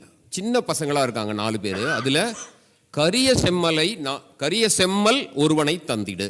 ராமன் வந்து கரிய செம்மலாம். எனக்கு இது வரைக்கும் தெரியாது. எனக்கு தெரிஞ்ச ராமர்லாம் ப்ளூ பெயிண்ட் அடித்த என்டிஆர் தான் நாங்கள் ராமர்னு நாங்கள் நினச்சிருந்தோம். கரிய செம்மல் ஒருவனை தந்திடுன்னு விஸ்வாமித்திரர் கேட்குறாரு. கேட்ட உடனே இதில் வந்து பாரதி கிருஷ்ணகுமார் ஐயா சொன்னார்ல, கம்பனும் அதாவது இதை எழுத்தாளனுமே வந்து கதையின புகுந்து தன்னுடைய எண்ணத்தையும் அந்த இடத்துல வெளிப்படுத்துறார். இதை கேட்ட உடனே தயரதனுடைய இது மனசு எப்படி இருக்குன்னா கொதிச்சு போயிருக்கும். ஐயோ, ஒரு பெரிய அரக்கியை கொல்லணுன்றீங்க, சிறுவர் இதில் ஒருத்தர் அதுவும் ராமனை நீங்கள் கேட்குறீங்க நீங்கள் அப்படின்னு கேட்கும் பொழுது தயரதன் என்ன சொல்கிறாருன்றது அடுத்த செய்யுள்ள தான் கம்பன் சொல்கிறார். ஆனால் இந்த செய்யுளை முடிக்கும் பொழுதே கரிய செம்மல் ஒருவனை தந்திடு என உயிர் இறக்கும் கொடுங்கூற்றின் உளையச் சொன்னான் அப்படின்றார். உயிர் இறக்கும் கொடுங்கூற்றின் உளையச் சொன்னான்றது வந்து கம்பன் தான் நினைச்சதை சொல்றார். கம்பன் கேட்குறாரு, உயிரையே கேட்குற மாதிரி ஒரு கொடியவன் கேட்குறான் அப்படின்னு கம்பன் தன்னையே ஒரு தந்தையாக பாவித்து கொண்டு இந்த மாதிரி ஒருத்தர் கேட்குறாரே அப்படின்னு கேட்குறாரு அவர். இதுக்கு அடுத்த செய்யுள்ள தான் வந்து தயரதன் வந்து இதையே நினைக்கிறார், இந்த மாதிரி வந்து நீங்கள் கேட்குறீங்களே அப்படின்ட்டு. அப்பையும் வந்து கண்ணிலான் பெற்று இழந்தான் அப்படின்னு சொல்கிறார். கண் பார்வையை முதல்ல இல்லாதவன் கண் பார்வையை பெற்று திருப்பியும் கண் பார்வையை இழப்பது போல எனக்கு மக்கட்பேறு இல்லாத இருக்கும்போது இருந்து இந்த மாதிரி ஒரு மக்களை நான் இப்போ எடுத்து இப்போ அவங்கள வந்து கேட்குறீங்களே நீங்கள் அப்படின்னு சொல்கிறார். இதெல்லாம் வால்மீகியில் இல்லவே இல்லை. கம்பன் எழுதுகிறார். கம்பன் தன்னுடைய தந்தையின் பாசத்தை சொல்வதற்காக கம்பன் எழுதுகிறார். அடுத்தது ராமன் தந்தை மேலே வச்சிருந்த ஒரு ஒரு ஒரு பக்தின்னு சொல்லலாமா இல்லை ஒரு மரியாதைன்னு சொல்லலாமான்னு ஒரு இடத்துல சொல்கிறாரு. முடிவு பண்ணிட்டாங்க, நாளைக்கு அவருக்கு வந்து பட்டமளிப்பு விழா முடிசூட்டு விழா முடிக்கணும் அப்படின்ட்டு. அப்போது தயரதன் வந்து சுமந்திரன் கிட்ட ராமனை அழைத்து கொண்டு வா அப்படின்னு சொல்கிறார். உண்டு ஒரு காரியம் வருக என உரைத்தனன் அப்படின்னு சுமந்திரன் போய் ராமன் கிட்ட கேட்குறார். இதை இந்த இடத்துல நல்லா நுட்பமாக கவனிக்கலாம். உண்டு ஒரு காரியம் வருக அப்படின்னு சுமந்திரன் போய் ராமர்கிட்ட சொல்கிறார். இந்த ராமன் வந்து எப்படி அதுக்கு ரியாக்ட் பண்ணானா அப்படின்னா, அப்பா மேலே இருந்த மரியாதை பாருங்க. அப்பா கூப்பிட்டு அனுப்புறாரு. என்ன சொல்கிறாரு சுமந்திரன் வந்து, உண்டு ஒரு காரியம், ஒரு வேலை ஒன்று இருக்குப்பா, கூப்பிடுறாரு அப்பா. வருக என உரைத்தனன் என அப்படின்ன உடனே புண்டரீக கண் புரவலன் எப்படி பண்ணாரான்னா, பொறுக்கென எழுந்து, கேட்ட உடனே பொறுக்கென எழுந்து கொண்டல் போல் தேர்மிசை கொண்டான். உடனே ஒரு கொண்டல் மேகம், மழை மேகம் எப்படி போகுமோ உடனே தேரில் ஏறி போனான் அப்படின்றார். நம்ம காலத்து பசங்கள்லாம் அப்பா கூப்பிட்றாருன்னு சொன்னால் ஒரு 5 நிமிஷம் கழிச்சு வரேன், அப்புறமா வரேன், எதுக்கு கூப்பிட்டாராம், இப்போ என்னவா அவருக்கு வேலை, இத்தனை சொல்கிறோம்ல நம்ம. ஆனால் கம்பன் எழுதுறாரு, ராமன் தன் தந்தையின் மீது இருந்த மரியாதையின் காரணமாக பொறுக்கென எழுந்து கொண்டல் போல சென்றான் அப்படின்ட்டு. அப்பா மேலே இருந்த மரியாதையையும் கம்பன் எழுதுகிறான். இது வந்து மூலகாவியத்தில் இல்லை. ஒவ்வொரு இடத்துலையுமே கம்பன் எங்கெங்கெல்லாம் அன்பை சொல்ல முடியுமோ அந்தந்த இடத்துலலாம் கம்பன் தனியாகவே மிளிர்கிறான். சின்ன சின்ன பாத்திரங்கள் மூலமாகவும் இந்த அன்பை சொல்கிறான். எங்கேயோ ஒரு இடத்துல சவரி பிறப்பு நீங்கு படலம்னே ஒரு படலத்தை வச்சிருக்காரு. 9 செய்யுள் தான் மொத்தம் வச்சு இருக்கிற படலங்களையே ரொம்ப சின்ன படலம் வந்து இதுவும் ஒன்று. வால்மீகி ராமாயணத்தில் வந்து சபரியோடைய இதுவே வந்து அந்த கேரக்டர் ரொம்ப கம்மியாக தான் வரும். அதுலேயும் வந்து சபரி மோட்சம்தான் அதோடைய முக்கியமான பங்கே. இதில் சபரி வந்து ராமனும் லக்குவனும் தன்னை காண வருவார்கள் என்று சபரியும் 14 வருடங்களாக காத்து கொண்டிருக்கிறாள். ராமனை காணவே இருப்பது தான் இதுவே. மதங்க முனிவருடைய ஆசிரமத்தில் சபரி இருக்கிறான். ராமர் வருவார், உனக்கு மோட்சம் கிடைக்கும் மதங்க முனிவர் சொல்லிட்டு போயிட்டார். அந்த 14 வருடங்கள் அவளும் இருக்கிறாள். அப்போ வினை அரு நோன்பினாள் அப்படின்னு கம்பனுடைய இதில் வந்து சிறப்பில் வந்து பார்த்தீங்கன்னா ஒவ்வொரு பாத்திரங்களுக்கும் ஒவ்வொரு இது கொடுக்குறார். ஒரு ஐடென்டிட்டியை கிரியேட் பண்ணுறார் அவர். வினை அரு நோன்பினாள்னு இந்த எல்லா வினைகளையும் அறுக்கும் தவத்தினை உடைய இந்த சவரி இருக்காளாம். இவ வந்து இந்த சவரியோடைய ரோல் என்ன அப்படின்றதே கம்பன் எழுதுறாரு. சவரி இல்லாமல் இருந்திருந்தாங்கன்னா ரிஷ்யமுக பர்வத்திற்கு வழி சொல்வதற்கு ராமனுக்கு தெரிந்திருக்காது. சபரி இந்த இடத்திற்கு நீங்கள் போங்க அப்படின்னு சபரி சொல்கிறா. அவளுடைய பக்தியையும் எழுதுறார். நட்பில் நம்ம ஏற்கனவே எல்லாருக்கும் தெரிஞ்சது தான். குகனொடும் ஐவரானோம், குண்டு சூழ் மைந்தன் மகனொடும் அறுவரானோம், நின்னொடும் எழுவரானோம் அப்படின்னு சொல்கிறார்ல. யாரெல்லாம் பார்த்து கூட அந்த மாதிரி ஒரு ஃப்ரெண்ட்ஷிப்பை ஏற்படுத்துகிறாரு அப்படின்னு சொல்கிறோம். அதில் கூட வந்து அது எப்படி முடிக்கிறாருன்னு பாருங்கள். புகழ் அரும் காணம் தந்து புதல்வரால் பொலிந்தான் நொந்தை. அதாவது அப்போ கூட அப்பாவை அவர் மறக்கலை. இது எத்தனை வருடங்கள் கழித்து நடக்கிறது. அது புகழரும் காணம் தந்து என்னை வந்து இந்த மாதிரி ஒரு காட்டுக்கு போய் இருக்க சொல்லி நம்ம எழுவர் ஆனோன்றதுக்கு அப்புறமா புதல்வரால் இந்த மாதிரி ஒரு 7 பசங்களை கொண்ட பொலிந்தான் நுந்தைன்னு சொல்றாரு. அதாவது உங்க அப்பான்ட்டார் அவரு. எங்க அப்பா ரொம்ப இதுவாயிட்டார், அவரு சிறப்பாயிட்டார் அவருன்னு சொல்லல. எழுவர் ஆனதுக்கு அப்புறமா உங்க அப்பா ரொம்ப சிறப்பாயிட்டார் அப்படியும் ராமன் அந்த இடத்துல விடல. இந்த மாதிரி பல இடங்கள்ல அன்பை வெளிப்படுத்துவதற்கு கம்பன் ஏற்படுத்தி கொண்ட காவியம்தான் இந்த இது கற்றுத்தருவது. இந்த முடிக்கிறதுக்கு முன்னால் ஒன்று சொல்கிறேன். கம்பன் காவியம் கற்றுத்தருவது. இந்த கற்றுத்தருவது அப்படின்னா யாருக்கு கற்றுத்தருவது? கம்பனை அதிகம் படித்து கம்பனை உணர்ந்து கம்பனிலேயே திளைத்திருக்கும் இங்கே இருக்கிற பல பேர் இருக்காங்க. அவங்களுக்கு கற்றுத்தருவதா? இல்லை கம்பனை இப்பொழுதுதான் படிக்க ஆரம்பித்து கம்பனின் கடலில் உள்ள அலையின் காலடியை வைத்து கொண்டிருக்கிறோமே என்னை போல சிலர், அவர்களுக்கு கற்றுத்தருவதா? இல்லை நேற்று வரை கம்பரசம் பருகாதவர்கள் இன்று இந்த நிகழ்ச்சிக்கு கம்பரசத்தை பருக துவங்கியவர்கள், இவர்களுக்கு கற்றுத்தருவதா? இந்த யாருக்கு கற்றுத்தரார் அப்படின்னு பார்த்தோம்னா இது ஒரு சின்ன இதில் முடிவு பண்ணலான்னு நான் நினைக்கிறேன். இப்போல்லாம் கணக்கெடுப்புன்னெலாம் நம்ம நாட்டில் சொல்கிறோம்ல. ஒரு கணக்கெடுப்பு கம்பன், நான் இப்போ சொன்னேன், ஒவ்வொரு பாத்திரத்திற்கும் ஒவ்வொரு பெயர் குறிப்பு ஒன்று வைக்கிறாரு. அவர் சிறியன சிந்தியா தான் அப்படின்னா வாலியை சொல்கிறாரு அப்படின்னு சொல்கிறோம். நடையில் நின்று உயர் நாயகன்னு ராமனுக்கு குறிக்கிறார். ஒவ்வொன்றுத்துக்கும் தீயினும் தீயினாள்னு ஒருத்தரை சொல்கிறார்.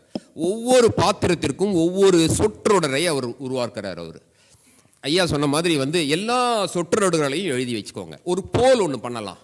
கடைசியில் நீங்கள் எவ்வளோ சொற்றொடர்கள் வேணால் நீங்கள் அதில் ஃபில்லப் பண்ணிக்கோங்க. ஒரே ஒன்று தான், அண்ணலும் நோக்கினான் அவளும் நோக்கினாள். இதே சொற்றொடர். இந்த எல்லாத்தையும் வச்சுட்டு இப்போ இதில் யார்கிட்டலாம் எந்த கம்பனை தெரிந்தவர்களுக்கும் தெரியாதவர்களுக்கும் யார்கிட்டையும் போயிட்டு இது எந்த இடத்துல யாரை பற்றி சொன்னார் அப்படின்னு கேட்டால் ஒரே ஒரு ஆன்சருக்கு மட்டும் எல்லாருனாலையும் பதில் சொல்ல முடியும். அண்ணலும் நோக்கினான் அவளும் நோக்கினாள்ன்றது. இதிலிருந்தே கம்பன் கிட்டே நம்ம என்ன கற்றுக்கிட்டோம் அப்படின்னா, கம்பன் நமக்கு கற்றுத்தந்தது அன்பின் நெருக்கத்தை தான் கற்றுத்த. அறம் ஏற்கனவே இருந்தது. கம்பன் தனியாக அறத்தை கற்றுத்தரவில்லை. ஆனால் கம்பன் அன்பின் நெருக்கத்தை தான் கற்றுத்தந்தான் என்று கூறி வாய்ப்பளித்திற்கு நன்றி கூறி விடைபெறுகிறேன். நன்றி, வணக்கம். நம்ம எல்லோர் மீதும் அன்பு கொண்டு சீக்கிரம் முடித்த ராஜாராம் ஐயா அவர்களுக்கு நன்றி. அடுத்து இலக்கிய மேகம் சீனிவாசன் அவர்கள் வருகிறார்கள். மேகத்துக்கு அழகு வேகமாக பொழிந்துவிட்டு சீக்கிரம் கலைவது.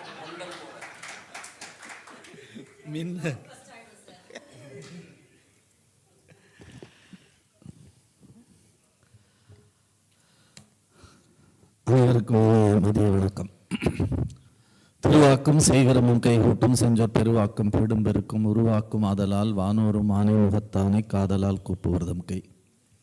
ஸ்ரீவித்யோபாசனாசக்தம் ஸ்ரீவித்யாபீடபூஷணம் ஸ்ரீவித்யா அபிநவம் வந்தே ஸ்ரீ கிருஷ்ணானந்த சத்குரு.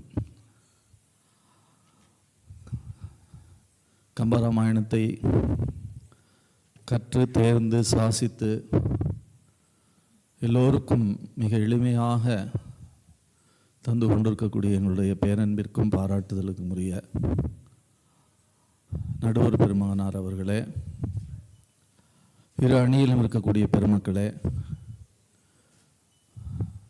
கம்பன் ராமன் சொன்ன அந்த 7 போல எங்கள் 7 பேரை இந்தியாவில் இருந்து கூட்டி இந்த 7 அன்பினாலே இங்கே நினைத்து கொண்டிருக்கக்கூடிய அருமை தம்பி சுரேஜ்மி அவர்களே, அவரோடு தோளோடு தோள் நின்று இங்கே பணியாற்றி கொண்டிருக்கக்கூடிய பெருமக்களே, உங்கள் எல்லோரையும் வணங்கி மகிழ்கிறேன். அறம்தான், அறத்தின் பெருக்கம்தான் கம்பன் காப்பியம். சொன்னாருங்கிறத விட எப்படி செஞ்சார் அப்படிங்கிற 2 செய்தியை மட்டும் நான் சொல்கிறேன். ஒரு ஆஃபீஸ் வருஷம் செக்ரட்டரி மாற்றுறாங்க. அந்த வருஷத்துக்கு ஒருத்தர் கூப்பிட்டு, நாளைக்கு நீங்கள் தான் ஆஃபீஸ் செக்ரட்டரி, 2025 முழுக்க நீங்களே இருங்க அப்படின்னு சொன்னோன்னா அவருக்கு ரொம்ப சந்தோஷம். ஃபேஸ்புக்கு வாட்ஸ்அப்பு எல்லாத்துலேயும் போட்டு அனுப்பிச்சாச்சு. அதுக்கு லைக்ஸ் நிறைய வந்துடுச்சு. ராத்திரிக்குள்ளே காலையில் மறுபடியும் 9:30 மணிக்கு வந்துட்டார். அந்த ஆஃபீஸில் எல்லாருக்கும் ஸ்வீட்லாம் வாங்கிட்டு எல்லாம் கொடுத்தாச்சு. மேனேஜர் திடீர்னு கூப்பிட்டார் 10 மணிக்கு. சாரி சார், நம்ம எம்டியோட அண்ணன் பையன் வர்றாராம், அவர் இந்த வருஷம் செக்ரட்டரியாக இருக்கட்டும், நீங்கள் அடுத்த வருஷம் இருந்துக்குங்க. டென்ஷன் ஆகி போச்சு. சார், ராத்திரியிலேருந்து எத்தனை லைக்கு, எவ்வளவு இது, எத்தனை ஃபோன் காலு, நான் எவ்வளவு ஏற்பாடு பண்ணியிருக்கிறேன், வேலையே வேண்டாங்க போங்கங்க. தேவையில்லை சார்.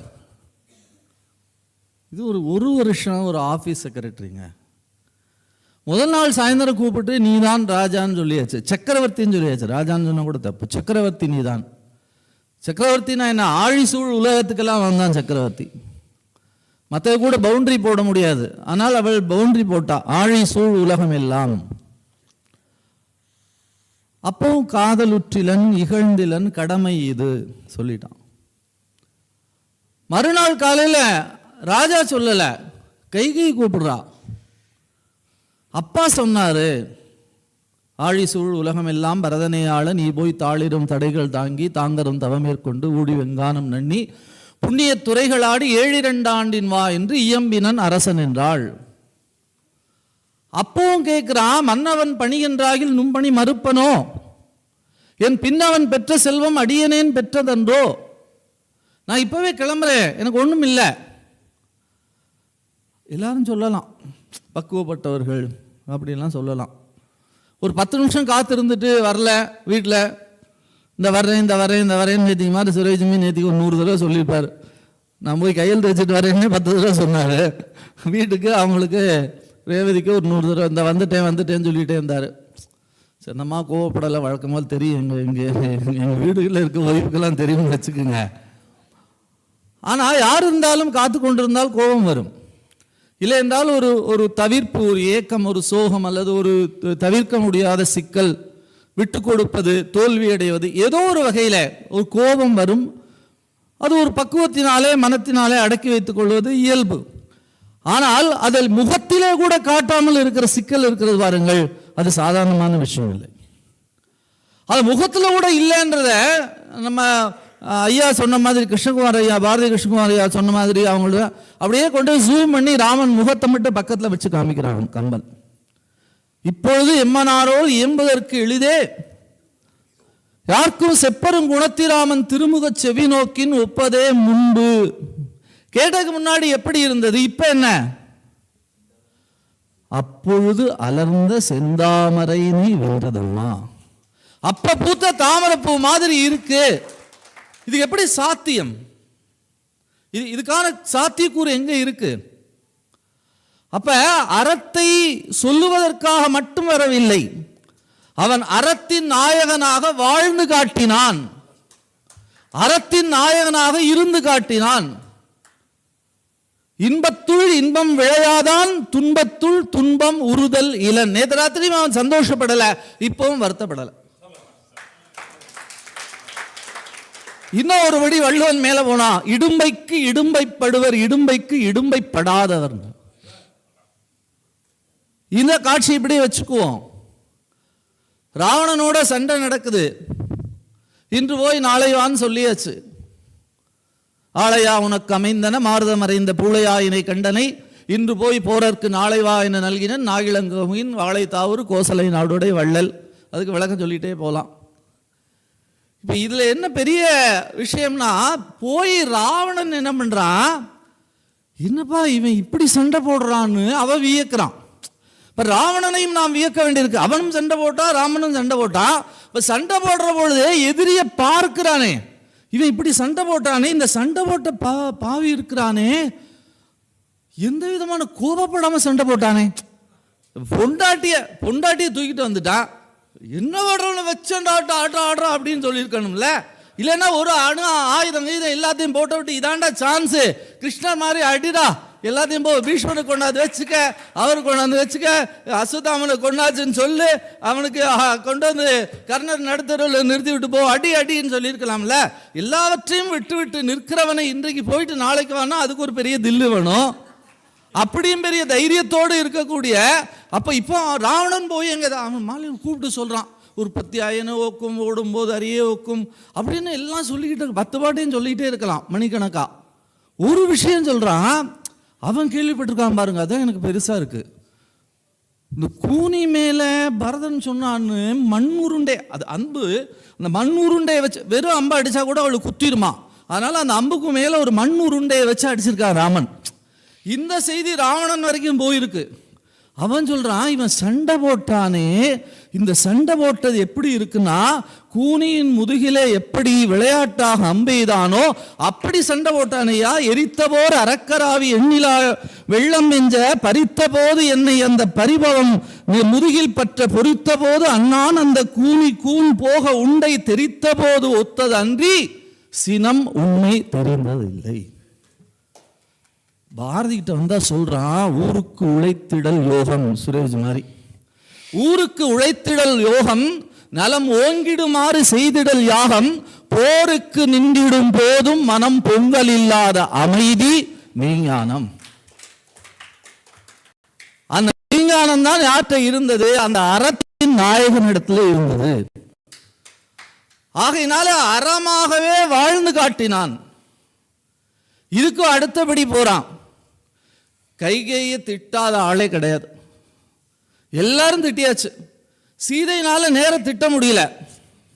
ஆனாலும் அவளும் ஆஞ்சநேயத்தை லேசா ஒரு வார்த்தையை விடுறான். நான் ஒரு கிளி கொண்டு வந்தேன், அந்த கிளிக்கு பேர் வைக்க சொன்னேன். அப்ப என்ன சொன்னார் அந்த புண்ணியவா, என்னுடைய பிரியமான அம்மா கைகேயை பேரை கிளிக்கு வையினாரு. அந்த அம்மானால தான் இந்த சிக்கல் வந்தது. இப்படி லேச பொம்பளைங்கள் குத்தி காட்டுறது, சொல்லியா போய் அப்படியே ஒரு குத்துறாரு. அப்படி ஒரு குத்துற அந்த செய்தியை அப்படியாவது சீதை தன் உணர்வை வெளிப்படுத்தினாள். ஆனா உண்மையிலே என்ன நடந்தது? கிளிக்கு ஏன் பெயர் வைக்க சொன்னா, கிளி தானாக பேசாது, அடுத்தவர் சொல்வதை கேட்டுத்தான் பேசும். கைகை தானாக சொல்லல, கூனி சொன்னதுனால அது அந்த ராமன் அந்த சிந்தனைக்கு வச்சான். ஆனால் இவன் சொல்லிட்டா. இதுனா ரொம்ப எல்லாரும் பேசியாச்சு. ஆனால் ராமன் பேசலைங்கிறது கூட பெரிய விஷயம் இல்லை. எல்லாம் முடிஞ்சு ராமாயணத்தில் இது ஒரு விஷயம்தான் கொஞ்சம் அதிகமாக தெரியும். தசரதர் இறங்கி வந்தார். அந்த புண்ணியம் கட்டி தழுவிட்டு அப்போ ஒரு கேள்வி கேட்டார், உனக்கு ஏதாவது வரம் வேணுமான்னாரு. லட்சுமணனுக்கு கோபம், என்ன இந்த அந்த 2 வரதுக்கு தானே இவ்வளவு நேரம் கதை, மறுபடியும் வரம்னா என்ன பண்றது? ராமன் சொன்னார், 2 வரம் வேணும், எனக்கு 2 வரம் வேணும். என்ன 2 வரம் வேணும்? எல்லாரும் ஆச்சரியமா நிற்கிறாங்க. இப்போல்லாம் தோனி 6 அடிச்சா, செஞ்சுரி அடிச்சா எல்லாரும் எந்திரிச்சு நின்று ஒரு ஸ்டாண்டிங் ஓவேஷன் பண்றாங்கல்ல. முதல்ல உலகத்தில் ஸ்டாண்டிங் ஓவேஷன் வாங்கினால் ராமன் தான். அது மனிதர்கள் மட்டும் இல்லை, உலகத்து உயிர்கள் எல்லாரும் எந்திரிச்சு நின்று வாழ்த்தி, வெறும் கைதட்ட மட்டும் இல்லை, ராமன் வாழ்க, ராமன் வாழ்க, ராமன் வாழ்க, ராமன் வாழ்க, அப்படி எல்லாரும் சேர்ந்து இருந்து சொன்னாங்களா? அதுக்கு என்ன காரணம்? வந்துட்டேனே, அதுக்கு என்ன காரணம்னா ஒரே ஒரு செய்தி கேட்டான். கைகைன்னு கூட சொல்லலை, இந்த ராவண வதத்துக்கு காரணமான என் தெய்வம், தீயள் என நீ துறந்த என் தெய்வமும் மகனும். இதுதானே தர்மம். இப்ப நாட்டுக்கு போயிட்டா இப்ப அவளை அம்மானு கூப்பிடணும், அவனை தம்பின்னு கூப்பிடணும். ஏற்கனவே ஒரு தடை இருக்கு, அந்த தடையை நீக்கணும். அப்ப தடையை நீக்குவதற்கு என்ன வழி?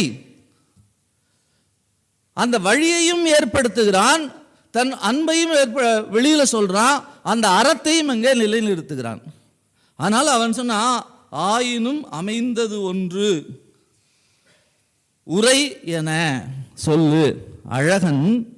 அழகன்னா எப்படிப்பட்ட அழகன்? அல்லையாண்டமேனி அழகன். ஐயா அப்படியே போய் திகைச்சு நின்னா, நீங்களே அந்த பாட்டை சொல்ல போறீங்களான்னு நினைச்சேன்னா, மையோ மரகதமோ மறிகடலோ மழை முகிலோ ஐயோ இவன் வடிவென்பதோர் அழியா அழகன். விஸ்வாமித்திர முனிவர் அவரே போய் ஆச்சரியப்பட்டு போறாரு. ஆடவர் பெண்மையை அவாவும் தோழினாய்ங்கிறார். அந்த அழகன். தோள் கண்டார் தோளே கண்டார் தொடுகளர் கமலம் அன்ன தாழ் கண்டார் தாளே கண்டார் அந்த அழகன். அப்படிப்பட்ட அழகன். அந்த அழகன் சொல்றான், இப்ப தீயள் என நீ துறந்த என் தெய்வமும் மகனும் தாயும் தம்பியும் ஆம் வரம் தருக என தாழ்ந்தான். கேட்கிறான், அந்த வரத்தை கேட்ட உடனே வாய் திறந்து எழுந்து ஆர்த்தன உயிரெல்லாம் வழுத்தி எல்லா உயிர்களும் என்று ராமன் வாழ்க என்று வாழ்த்தின என்று சொன்னால் அறமாகவே ராமன் வாழ்ந்தார், அறமாகவே ராமன் இருந்தான். அப்படி அறமாக இருந்த அந்த ராமன் ரெண்டு செய்தி மட்டும்தான். ஒன்று, வீடர் மிகச் சிறப்பாக பிரகல்லாதன் மூலமாக அந்த செய்தியை சொல்லுகிறான். உந்தையை கொன்று உடலை பிளந்து அணைய சிந்தை தளராது அறம் பிழையாச் செய்கையாய் அந்தமிலா அன்பு என்மேல் வைத்தாய் எந்தை இனி இதற்கு கைமாறியது. பகவான் கேட்கிறார், அப்பா அப்படி அறத்தின் வழியாக அப்பா உன் கண்ணு முன்னால கொண்டிருக்கிறேனே, உனக்கு கோபம் இல்லையே, தர்மத்தின் பால் நீ வைத்திருக்கிற பிடிப்பல்லவான்னு பிரகல்லாதன்ல அதே வாலி சொல்றான், பாலமை தவிர நீர் என் சொல் பற்றுதியாயின் மேலொரு பொருளும் இல்லாம் இப்பொருள் வில்லும் தாங்கி கால் தரை தோய நின்று கட்புலக்கு உற்றதம்மா மால் தரும் பிறவி நோய்க்கு மருந்து என வணங்குகின்ற. பிரகல்லாதன் எப்படி நின்றானோ அப்படியே ராமனை பற்றி கொண்டு அறத்தின் வழி நின்றதுனால்தான் விபீஷனுக்கு கிடைக்கல, குகனுக்கு கிடைக்கல, சுக்ரீவனுக்கு கிடைக்கல. அங்கதன் உடைவாள் ஏந்த அங்கதன் உடைவாள் என்கிற அளவிற்கு உயர்ந்து நின்றான். பிரகல்லாதனை ஆழ்வார் என்று சொல்லுகிற அளவுக்கு உயர்ந்து நின்றார்கள் சொன்னால் தன் கண் முன்னாலேயே தந்தையை கொண்டாலும் அறத்தை காக்க வேண்டும் என்ற ஒரு உறுதியை ராமனிடத்தில் இருந்து பெற்றுக்கொண்டார்கள் என்று சொன்னால் அவதார நோக்கம் என்ன என்பதை கம்பன் தெளிவுபடுத்துகிறான். அறம் தலை நிறுத்தி வேத அருள் சுரந்து அறைந்த நீதி திறந்தெறிந்து உலகம் பூண சென்னெறிந்த செலுத்தி தீயோர் இறந்துக நூறி தக்கோர் இடர் துடைத்து ஏக ஈண்டு பிறந்தனன் தன் பொன்பாதம் ஏற்றுவார் பிறப்பு அறுப்பான். அப்படி அறம் தலை நிறுத்திய அந்த அற்புதம்தான் இந்த காப்பியத்தினுடைய நோக்கம் என்று சொல்லி நல்ல வாய்ப்புக்கு நன்றி பாராட்டி ஒவ்வொருவருக்கும் நன்றி கூறி நிறைவு செய்கிறேன். நன்றி, வணக்கம். நிறைவு பேச்சாளராக வந்த இலக்கிய மேகம் சீனிவாசன் ஐயா அவர்கள் தனிச்சொற்பொழிவு நிறைய நிகழ்த்தக்கூடிய பெருமகன். சுரேஜமி மேலே இருக்கக்கூடிய அன்பு காரணமாக என் தலைமையை ஏற்றுக்கொண்டு இங்கே வந்தார். அவருடைய பெருந்தன்மையை நாம் வாழ்த்த வேண்டும்.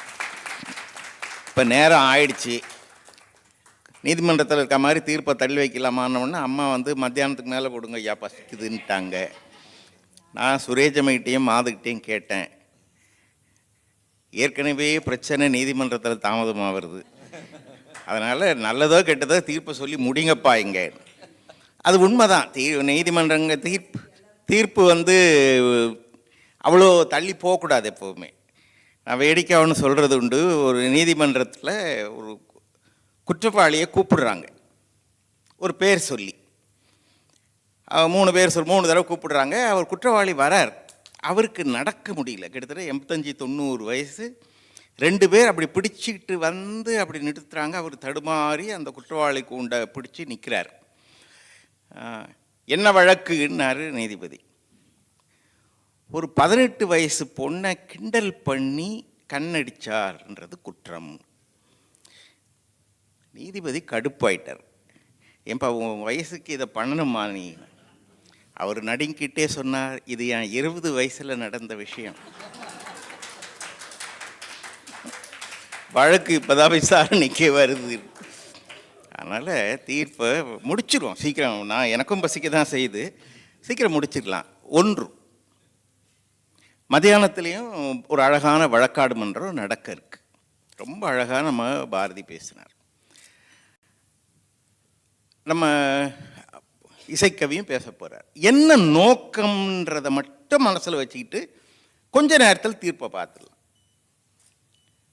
ஏன் இந்த நல்ல செய்திகள் காதில் விழுது? நம்ம தொடக்கத்தில் பேசினவங்க அந்த சாணி கூட உதாரணம் சொன்னாங்களே, அந்த மாதிரி தான் காதில் நல்ல விஷயங்கள் விழுந்து கொண்டே இருக்கிறத விழக்கூடாது, மனசுக்குள்ளே போகணும். ஒருத்தர் நிறைய புறா வளர்க்குறார், புறா வளர்க்குற விருப்பம் இருக்கக்கூடிய ஒருத்தர் நிறைய புறா வளர்க்குறார்.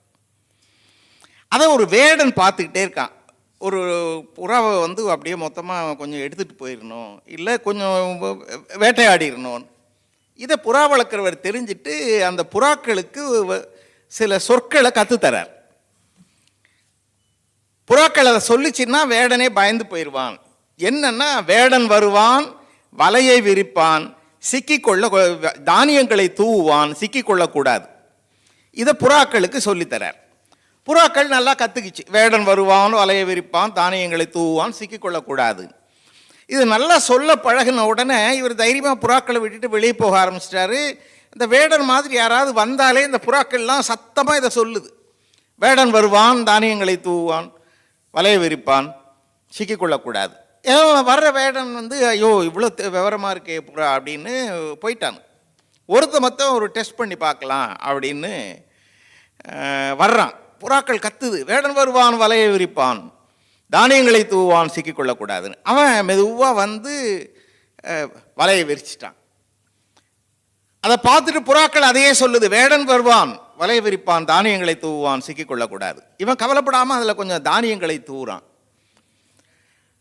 புறாக்கள் எல்லாம் வேடன் வருவான், வலையை விரிப்பான், தானியங்களை தூவான், சிக்கிக்கொள்ளக்கூடாதுன்னு சொல்லிக்கொண்டே வந்து வலையிலே அமர்ந்து தானியங்களை கொத்தின.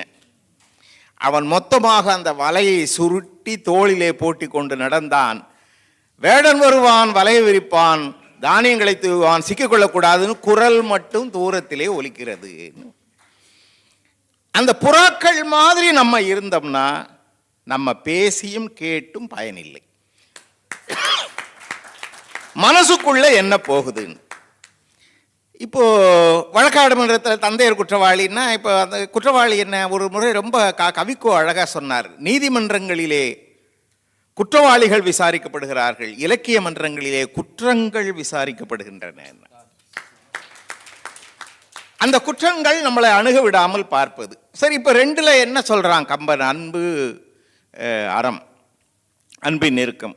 இதில் ஒன்று அதில் ஒன்று பார்த்துட்டு ஒரு தீர்ப்பை பார்த்துட்டு போயிடலாம். ராமன் வந்து ரொம்ப அன்பானவன்.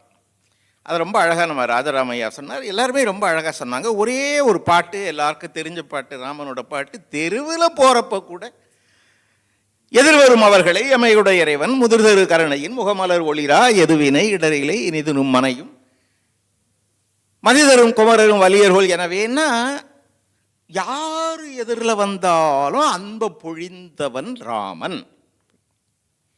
எங்க ஆசோஜனா விளக்க சொல்லுவார், எதிர்வரும் அவர்களை எமையுடைய இறைவன் சொல்றதுல இருந்து என்ன தெரியுதுன்னா, இவன் இளவரசன்டா, அப்போ கூட தேரில் போகிற தெருவில் மக்களோடு நடந்து போகிறவனாக ராமன் இருந்தான். அதான் எதிர்வரும் அவர்களை எமையுடைய இறைவன். சரி, ராமனுக்கு மட்டும்தான் அன்பானா, இலங்கையிலேயே அந்த அன்பை காட்டுறான் கம்பன். அது ஒரு உதாரணம் பாருங்க.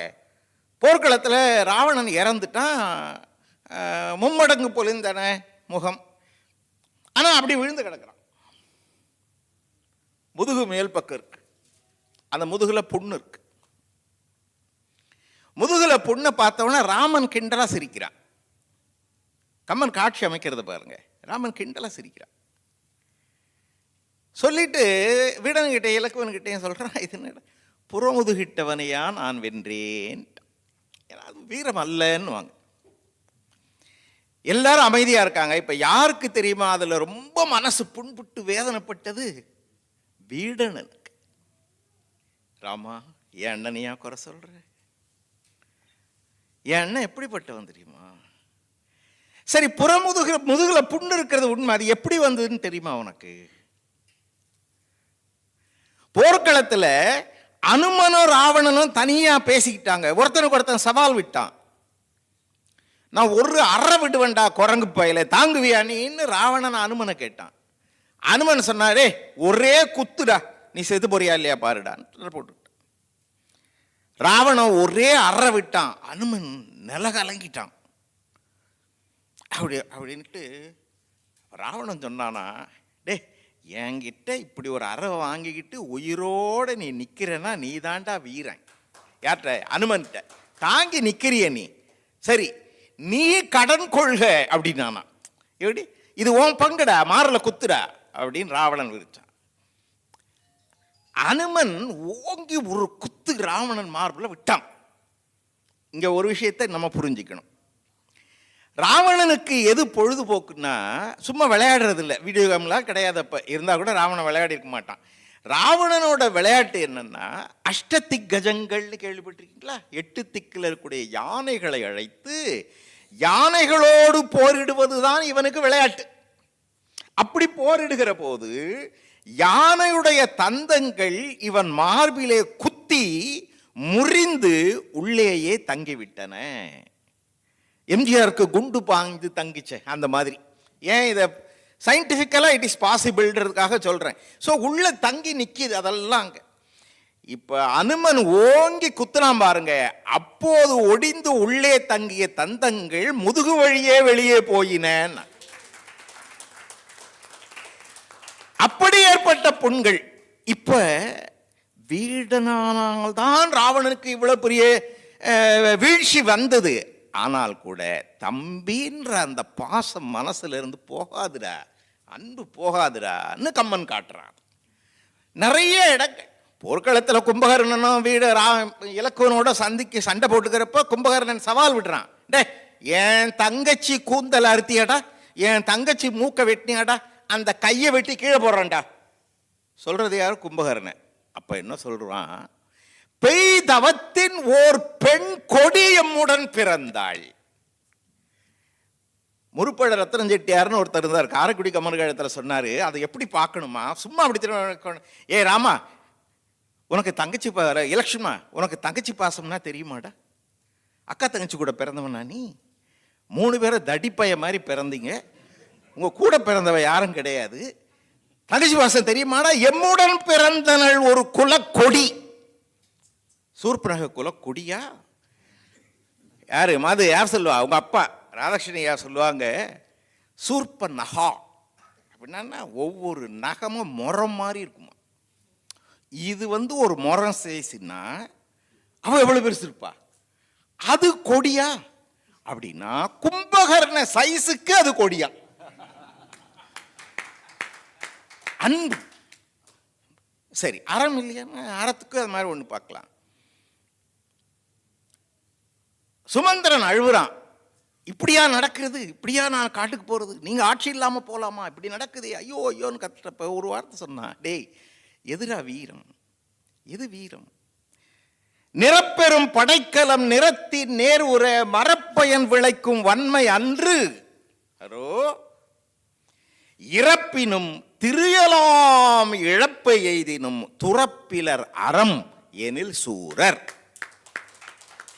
என்ன வீழ்ச்சி வந்தாலும் அறத்திலிருந்து பிறழாம இருக்கணும்டா, அவன் தான்டா வீரன். வீடனை வந்தாச்சு, சேர்த்துக்கலாமா வேணாமான்னு பிரச்சனை வருது. வீடனை சேர்த்துக்கலாமான்னா இவனுக்கு சேர்த்துக்கலாம்னு ராமனுக்கு எண்ணம் இருக்கு. ஆனாலும் எல்லாரையும் கேட்கணும் இல்லை, ஜனநாயக மரபுப்படி எல்லாரையும் உட்கார வச்சு கேட்கறான். எப்பா உன் கருத்தை சொல், உன் கருத்தை சொல், உன் கருத்தை சொல். வீடனை சேர்க்க கூடாதுன்னு முதல்ல எதிர்த்து குரல் கொடுக்குறவன் சுக்ரீவன். அதுக்கு அவன் சொல்ற காரணம், அண்ணனை விட்டு பிரியவனை எப்படி நம்புவதுன்னா, இந்த பையன் அண்ணனை கொன்னவன் ராமனை வச்சுக்கிட்டு. சரி, எவன் எதை பேசக்கூடாதோ அவன் தான் அறிவுரை சொல்லுவான்றதுக்கு இது ஒரு காட்சி. அண்ணனை விட்டு வரணும், எல்லாரும் வேணான்றாங்க. அனுமா, ஏன் அமைதியா இருக்க? நீ ஏதோ சொல்லணும் போல நினைக்கிற போல இருக்கே, நீ சொல்லுன்ற ராமன். ஏன்னா அனுமன் 2 பேருக்கும் சேம் பிளேன் வாங்கல, அந்த மாதிரி உள்ளுணர்வை புரிந்தவன். வீடனனை சேர்த்து கொள்ள வேண்டும் நானும். அதுக்கு நிறைய பாட்டு சொல்றான். கடைசியா ராமன் சொன்னான், மாருதி வடித்து சொன்ன பெற்றியே பெற்றி. சேர்த்துக்கணும். ஏன் தெரியுமா? இந்த பாட்டை மனசுல வச்சுக்கங்க. உடைந்தவர்க்கு உதவானாயின். வாழ்க்கையில உடைஞ்சு போயிடுவான். சில பேர் உடைஞ்சு போயிடுவான், பணம் இல்லாம உடைஞ்சு போயிடுவான், மனசே உடைஞ்சிருவான். அவனுக்கு உதவுடா போய். உடைந்தவர்க்கு உதவானாயின் உள்ளது ஒன்று ஈயானாயின். உன்கிட்ட இருந்தா குடுறா தேவைப்படுறவனுக்கு. சில பேர் கொடுத்துருவான் பாரதி, அது மொமெண்ட் ஆஃப் வீக்னஸ்ல கொடுத்துட்டு அப்புறம் கவலைப்படுவான் கொடுத்துட்டு. நீ உடைந்தவர்க்கு உதவானாயின் உள்ளது ஒன்று ஈயானாயின் அடைந்தவர்க்கு அருளானாயின் அறம் என்னாம் ஆண்மை என்னாம்னு கேட்டான். எதிரா அறம்? உதவு. அப்போ 2மே இருக்கு. சரி, இப்போ தீர்ப்பு சொல்லணும். எதை வச்சு தீர்ப்பு சொல்றது? அன்புல எதனா குறை வச்சானா? இல்லை. அறத்தில் ஏதாவது குறை வச்சானா? இல்லை. எதை சொல்றது? அப்படியே கொஞ்சம் ரிவர்ஸ் போட்டு பாருங்க. இந்த 2க்கும் போட்டி வருது. எதை வச்சுக்கிட்டு எதை விடலான்னு கம்பன் சொன்னான். அப்படி பார்க்கலாம். கோயில் திருவிழா, அம்மா குழந்தைய கூட்டிகிட்டு போறா, தூக்கிட்டு போறா. அம்மா கூட சண்டை போட்டுக்கிட்டே இருக்கு குழந்தை. இது எனக்கு அந்த சீட்டு வாங்கி கொடு, எனக்கு அந்த பலூன் வாங்கி கொடு, எனக்கு அந்த பொம்மையை வாங்கி கொடு. அம்மா மேலே உட்காந்துக்கினே அம்மா வயிற்றை எட்டி உதைக்குது, முடியை பிடிச்சி ஆட்டுது. அம்மா அதெல்லாம் வேண்டாம், வா உடம்பு கெட்டும் என்ன சொல்லிக்கிட்டே வரா. ஏதோ ஒரு இடத்துல தொல்லை தாங்கம்மா இறக்கி விட்டு கையை பிடிச்சிக்கிட்டு நட. குழந்தை கூட்டத்தில் மிஸ் ஆயிடுச்சு. அம்மா விட்டு குழந்தை பிரிஞ்சிருச்சு. இப்போ குழந்தைய பார்க்கறதுக்கு அந்த கேர்டேக்கர் சில பேர் வச்சுருப்பான் அந்த எக்ஸிபிஷன்லேயே. குழந்தைய கொண்டு அங்கே விட்டாங்க. அழறா, அம்மாவை காணும், அம்மாவை காணும், அம்மாவை காணும். இப்போ குழந்தை கேட்ட பலூனு, குழந்தை கேட்ட பொம்மை, குழந்தை கேட்ட ஸ்வீட்டு எல்லாத்தையும் வாங்கி அங்கே இருக்கவங்க கொடுக்குறாங்க. சாப்பிடுமா, வச்சுக்கோ வச்சுக்கோன்னு. அதையெல்லாம் தள்ளிட்டு எனக்கு அம்மா எங்க, அம்மா அம்மான்னு கத்துது குழந்தை. எனக்கு நீதானமா கேட்ட இவ்வளோ நேரம், இதை கேட்டேன். ஆனால் அம்மா கையை நான் பிடிச்சிக்கிட்டு இருந்தாதான் இதெல்லாம் எனக்கு இனிமை. அம்மா இல்லைன்னா இதுக்கு மேலே மரியாதையே கிடையாது. இது எல்லாருக்குமே புரிஞ்சுக்கக்கூடிய உணர்வு. கம்பன் அதுக்கு நிறைய இடம் இருக்கு. நான் 2 இடம் காட்டுறேன் உங்களுக்கு.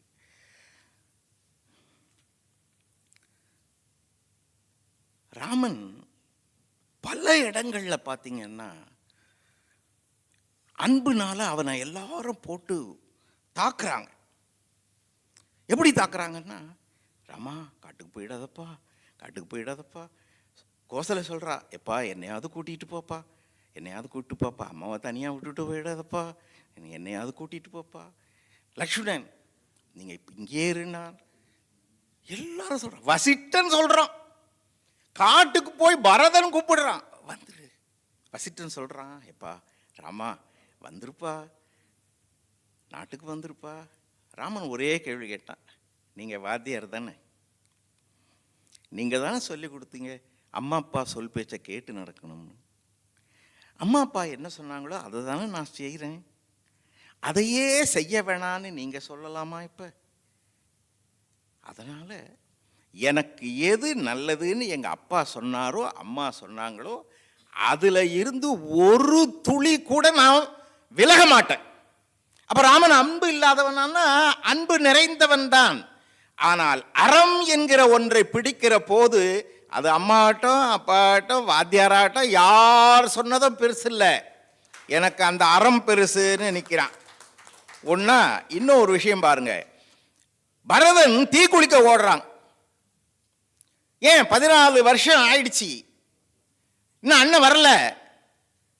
அப்பதான் கோசலை ஓடி வந்தா, ஐயோ பரதா கோடி ராமர்னா கூட உனக்கு ஈடாக மாட்டாங்கடா, போயிடாதரா, நாட்டில் தர்மம் வாழாதரா. அப்போ பரதன் சொன்னான், இங்கே பாருங்க, தாய் சொல் கேட்டலும் தந்தை சொல் கேட்டலும் பாசத்து அன்பினை பற்றற நீக்கலும் ஈசர்க்கு கடன். இந்த அன்பை காட்டி மயக்கிறதெல்லாம் அங்கு வச்சுக்கங்க. யார்கிட்ட? ராமன் கிட்ட. மாசற்றேன் அது காட்டுவேன் மாண்டு. தப்பு செய்யல, நான் செத்து எது நல்லது எது கரெக்டுன்னு நான் காட்டுவேன். அப்போ அன்பு அறம் ரெண்டுமே கைகோர்த்து கொண்டு உள்ளே போனாலும் கூட கம்பன் அறத்தை கைப்பிடிப்பதற்காக நீ அன்பை விட்டாலும் பரவாயில்லை, அறத்திலே இருந்து பிறழாதே என்று சொல்லக்கூடிய காரணத்தினால் அன்பின் நெருக்கத்தை விட அறத்தின் பெருக்கத்தை கம்பன் வலியுறுத்துகிறான் என்று சொல்லி அமைகிறேன். வணக்கம்.